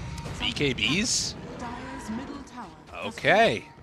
Whitemon could have jumped there. The smoke broke, and as soon as they saw that, this should also signal that there's a ward right here. Should they pressure this down? I don't even know if that's enough to warrant it, really. Yeah. They're going to smoke, go into that territory, and try and take a little bit of a high ground space, Interesting. knowing that no one's there with the scan. Dire's middle tower. Okay. Cuckoo revealing himself. Scan comes out. Dire knows that they're here. Gonna back away now. Play around their ward. We've seen a lot of this game get played in that position, and right now, Cuckoo farming, they know that this is over here as well. Oh, this is dangerous. Hanging out up on the high ground. Carl. Ready to jump if they want to go for it, but T1 do have the pressure that's going to be mounted towards mid. You can see, like, Aster is sort of stuck in this corner, and they're keeping this mid lane pressured out. They don't have a way to catch onto the top creep wave that's coming in either, so... Yeah, Aster can just go take this tier 2, I think. Yeah, that's probably the play, although... Oh, Queen's TPing in. Carl blinks away afterwards. She doesn't even, like, throw a spell. Yeah, very aware that things could have gotten south. The rest of T1 ready to push in towards mid. Aster still in front of that tier 2. I mean, they even just show on the wave, right? Yeah. Like they're fully telling Aster what they're up to. BKB done. Monet thinking about walking Of course, in. They have vision of can this. Cuckoo actually get the BKB? It's coming in on this Yeah. courier. Do not let this one die. The vision Dude, right now I is very can't believe weird. he's flying it right there. Dire's Yeah, that's middle kind of tower. That is crazy. so dangerous. I mean, they see it now. Like, they see them on the tier 2 tower over on the left-hand side of the map. DD. Their Savage picks that one up. Vision game right now is a very weird hodgepodge. You've got, Whitemon taking away this one. This is a good ward to get off. So now, Aster are kind of encapsulated in an area without vision. There's only one ward that they have, and they're not even playing near it. As they walk up a high ground, 23 Savage pops the ulti. Monet blows them up. But there's the stun now, trying to take down one. Lanham in a little bit of trouble. XXS thinking about going for the jump. Carl finds him, trying to kite Monet to the best of their abilities, but the save away from the Sonic Wave. What a play. Borax able to get there in time, and now Cuckoo in some trouble. White Album is following the fissure block off. Koo in some trouble. Will they kill him? Yes. In spite of the lack of vision, Aster win that fight. They did so much to try and set themselves into an advantageous team fight from T1. Like, they know they're behind. They know that the tools they have right now just aren't on par with what Aster have got, and both in heroes and in items. Like, the situation they found themselves in without getting a big snowball is a dire one. But Aster just, that's the best case scenario, right? You jump up the high ground like that and just kill the lion. Yeah. Beautiful stuff. Perfect, and just a bit too far forward. Again, What was it you said as we started? If you were a Thunder Predator fan, Yeah. the only thing you don't want is a 1-1. It's true. It makes a really big difference. And likewise, this sets up things to be kind of interesting for the upper bracket, hypothetically, as well. Like, for Thunder Predator, these guys going 1-1 really hurts. For each of these teams, I think it's okay. They would love to be 2-0, but it probably means that upper bracket is out of reach for each of them if it finishes the way that it's starting to look like it could. But, you know, group stage, always a mess. Okay, but what if T1 pull this one back? Then how are we looking? If they do that, then things are really scary for Aster.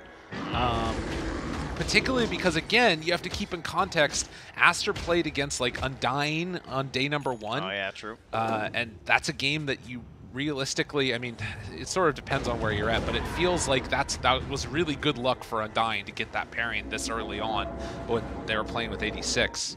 But Aster is the type of team that's going to get better with each and every day that moves on. So we'll have to see.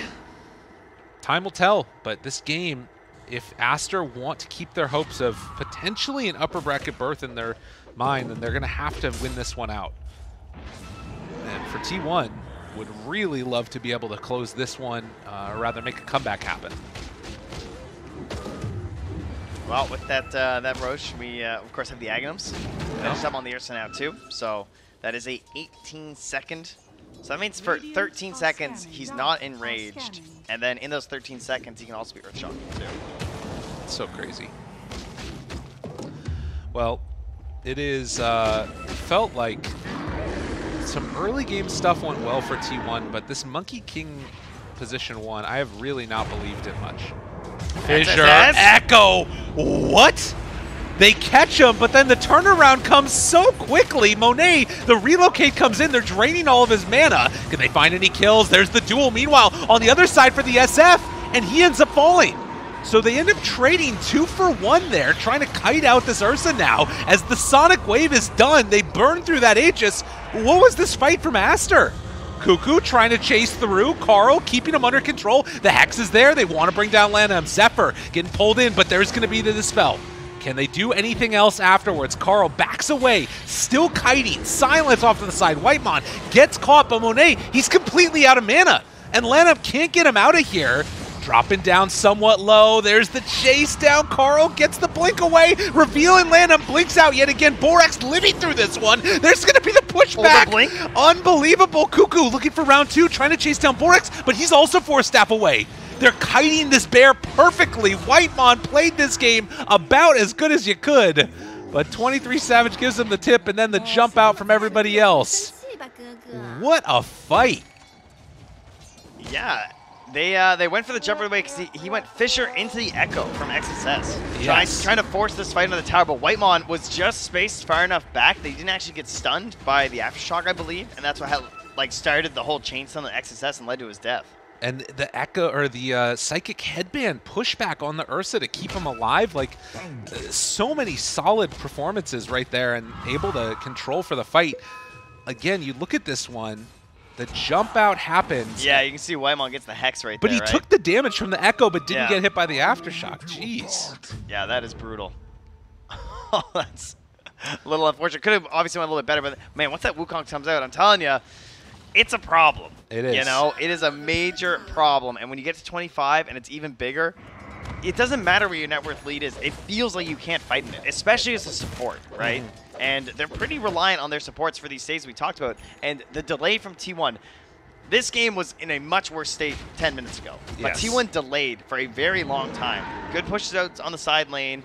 23 Savage constantly going from tree to tree, keeping an eye on them, baiting by jumping to that ward and jumping back. And now we have some kiting tools available. It started with the Shivas. Yes. We have the Yule Scepter on Zephyr. We have the Force Staff as well on Whitemon, done. And that's like a headbang, he said. Now he can get into a Ghost Scepter maybe, or his own Yule. So like actual tools on every hero to try and frustrate this Ursa. Well, and then of course, the Ursa eventually thinking about maybe a nullifier or something. You might have to work towards that, at least for the moment. Monet wanting to get the Swift Blink online first. So everything that they possibly can get. But again, it was also around this great ward that's placed up here. They want to make sure, and they, dude, have we seen this before? Yes, indeed. 23 Savage jumps in. Are they going to try and go onto this guy? Where do they jump? Do they have the vision? No, they have a sentry down too, so they might spot this. Oh, Yeah, Borax. he just goes in. Hello, hello. Blink away by Whitemon, and they're going to TP out. Fool me once. Shame on you. Well, back to base and back to the push out. So, mission successful from T1, and they've gave everyone what they wanted. Another Roche fight, because that's what we're going to wait for. Here's the thing. Like, Monet is 11k gold up, but he can't stay on these targets. Oh, I know this one. I know this one. Teacher, pick me. Tell it's me. because they nerfed the ever-living everything out of Abyssal. Yeah. You know? This hero was way crazier when that for some reason became a Blink Dagger. It's pretty crazy how much that has changed things. Yes.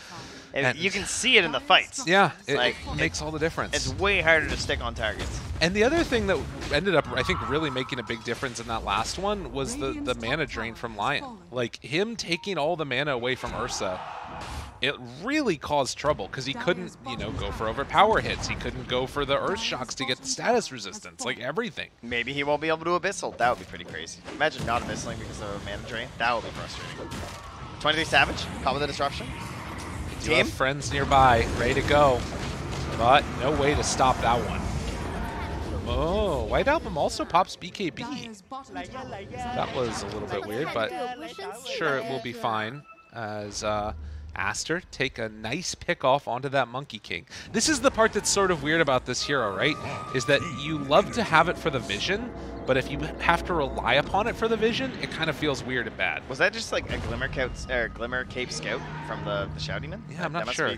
Because that, like, I literally just panned over and he just got disrupted. Yeah. He died. Ah, the obs word. Thanks, JJ. Saw him moving towards the Ancients, obviously. Jump in, Cuckoo. Force Staff keeping him alive. Disarm afterwards. The pressure being mounted up on the high ground now. No Monkey King. Ooh, Bloodthorn on Carl. That's a significant damage amp. This is a dangerous position, though, for Aster. You get caught out here, suddenly things can go very quickly. Remember, south. White Album doesn't have BKB. He's relying on that cheese right now. It's a dangerous situation. Carl blinks back afterwards. Yule Scepter lift up. There's a fissure to interrupt. Cuckoo. Up close and personal. Stomp afterwards, going to connect onto both of them. They get a lane of racks. But you can see T1 feel comfortable losing that one. Wow. And don't want to buy back on the Monkey King. Yeah, no buyback being used. And our Roche's instant 10-second respawn. That thing is coming back right away. Will they go? Just happen to check? And it's so early. Oh, yeah, it is. You got a Shadow Demon. You're going to check. Surely. They're going to be like, oh my, wow, I can't believe it. Guys, it's here. Go, go, go, go. This is big. Oh, that's so bad for T1. That's crazy. That is absolutely insane. They're going to smoke up and try and get here, and they're going to get here a couple seconds too late. All right. Again, you have a 10-second difference there in terms of when Roche respawns. They're at that one. Oh, man. All right, what do we got here? Oh, they're passing it over. Shadow Demon. Oh, let's go. Excellent. This one's so sick. It's one of the best eggs for supports. Can T1 do this now? You've got Double Cheese, Shadow Fiend, Io, Aegis on Ursa, and then, of course, that Aghanim's given over, and this is now a really huge lead for Team Aster. 25,000 gold. Now, there are a couple of things there. Obviously, the Shibas. Was there any other thing else that's the regen reduction or healing reduction? I don't think so. It's gotten picked up yet. A Scotty done for the Monkey King. That will make a bit of a difference with these cheeses. They're on closeout time with this gem purchase for Borax. Yeah. They just want to end this. And oh my god, the eggs into the Mask of Madness for Sever. He's trying, doing everything he can to try and salvage this one, and then thinking about the crit stick 2 into the Daedalus. Is definitely desperation point. Yeah, he's got the Astral Spirit hero attack damage and the 100% cleave. Well, if they're too clumped. There's a hope, a dream. Zephyr says, I'll take it in my own hands. Jump in, find one. That's a great one to get. Disarm with the BKB. Whitemon's keeping them isolated on the other side. There's the Sonic Wave. Whitemon in trouble. Pops the cheese early. Carl on top of him. This fight can't go good for Aster. Oh, he's dead. Takes him down. They bought back on the Shadow Demon to get into there. Now the control onto Monet. What else they got left? Jump forward. Fissure, is it going to be enough? No. They got him slept. Monet still being kited. That's a lot of buybacks. Look at this. They buy back on everybody and the jump away. Just run. Monet, he wants more. This guy's crazy. You've won this fight. Just They want to try and get out of there. They'll get the kill onto Whitemon. Fine. And T1 managed to pull this back. Look at the gold swing. I got to see this ET damage too. Like 2,700 and Queen of Pain just laying it all out there too. That Earth Splitter. Just annihilating the Shadow Fiend. Triple buyback. Io, Shadow Demon, and Shadow Fiend. All cheese used. Everything. Didn't get a spell off on the rest of them. Disarm there. Monet still being kited around. Fissure off the mark. Aster feeling like they want to go right now, but they're looking a little shaky. White Album still in Viz. The break, the chase down. Zephyr gets the lift up. He's throwing out that Astral Spirit. Oh, still living through this. There's the buyback. Cuckoo walks in. Splitter comes out afterwards if they want it. They have the stomp onto 3. Do they have the chase down? They get the IO, but the disruption is there. Do they have enough afterwards? White Album turning. Zephyr right on top of him. Look at this ET. He's beating him down. The Indonesian sensation sweeping the nation. Shaking down another one. XXS wants the kill, but 23 Savage able to walk away. They're dead for 2 minutes. No buyback. Looking for more. They got him again. XXS tries to control, but there's no damage afterwards. T1 all in on Monet. Take him down. And just like that, the game swings back around as XXS gets caught. Refresher shard still in the backpack. That ain't gonna help you now. They take them all down dead. A 10x streak, I believe, has just been awarded there from that Ursa. And, well, the build paid off here from Zephyr. Oh my god, look at it. Look at all the damage coming out from every source. And that's the thing. It's not just one hero, right? Like, Zephyr has increased his own damage output very heavily, obviously, with this build, but this is what happens when it goes like... Do you guys see that Wukong's command? Yes. They delayed this game. That thing is just stupid. You can't fight in it. It feels impossible. There's just these monkeys bashing you, hitting you with their sticks. And this is what you were talking about, the danger of the levels on 23 Savage, who's been left alone. There's no buyback for the Io, no buyback for the Shadow Fiend. This Monkey King has the nullifier done, and when you throw that on the Ursa, guess what? All this net worth, 35,000 gold. He's not able to do anything. All right, they're XSS, taking this down. He has double done. T1. He's trying something here with the shaker. They've given him the refresher. He needs everything. He needs absolutely everything, and a bit more on top of that. But do they have the damage? There's the lift up. Chaos, Carl gets the blink away, but they catch him. The save coming out, Borax, you can't dispel that one, but the Wukong's command is down and he is dead, and just like that, T1 take them all down, eyes on the prize for the tier 4 towers, and they have the press the attack AoE, they catch out Monet, he ends up dying, Cuckoo feeling himself, and T1 gonna take this 2-0 over Aster. Can you believe it? This is like some military tactic stuff happening here from T1. Like the way that they just form, they drop back, and they collapse in like that using the Wukong's command. Aster got baited, you know? They did. They got completely baited. And did T1 get a Roche? I feel like Aster got every Roche. Aster got pretty much everything that game except the win. Oh, it's painful. It's so painful out there. And what a solid performance from T1. Yeah, that was incredible. It's crazy. It comes down to one fight like that too, with those bad buybacks in a situation like that around your outpost, and you're TPing back in because you think oh, this is it. We can get this one win, and maybe they don't have buybacks. We can go high ground. Going high ground after that proved to be the fatal flaw there. But I think they saw that it was just getting harder and harder. I think we got too hyped. We might have even knocked the camera shot off that's marked, but that's perfectly fine. So excited for this game number 2 and the way that it went. A bunch of TI first-timers come in and put on a hell of a performance. But for now, we're going to go a quick break, and we'll see y'all afterwards.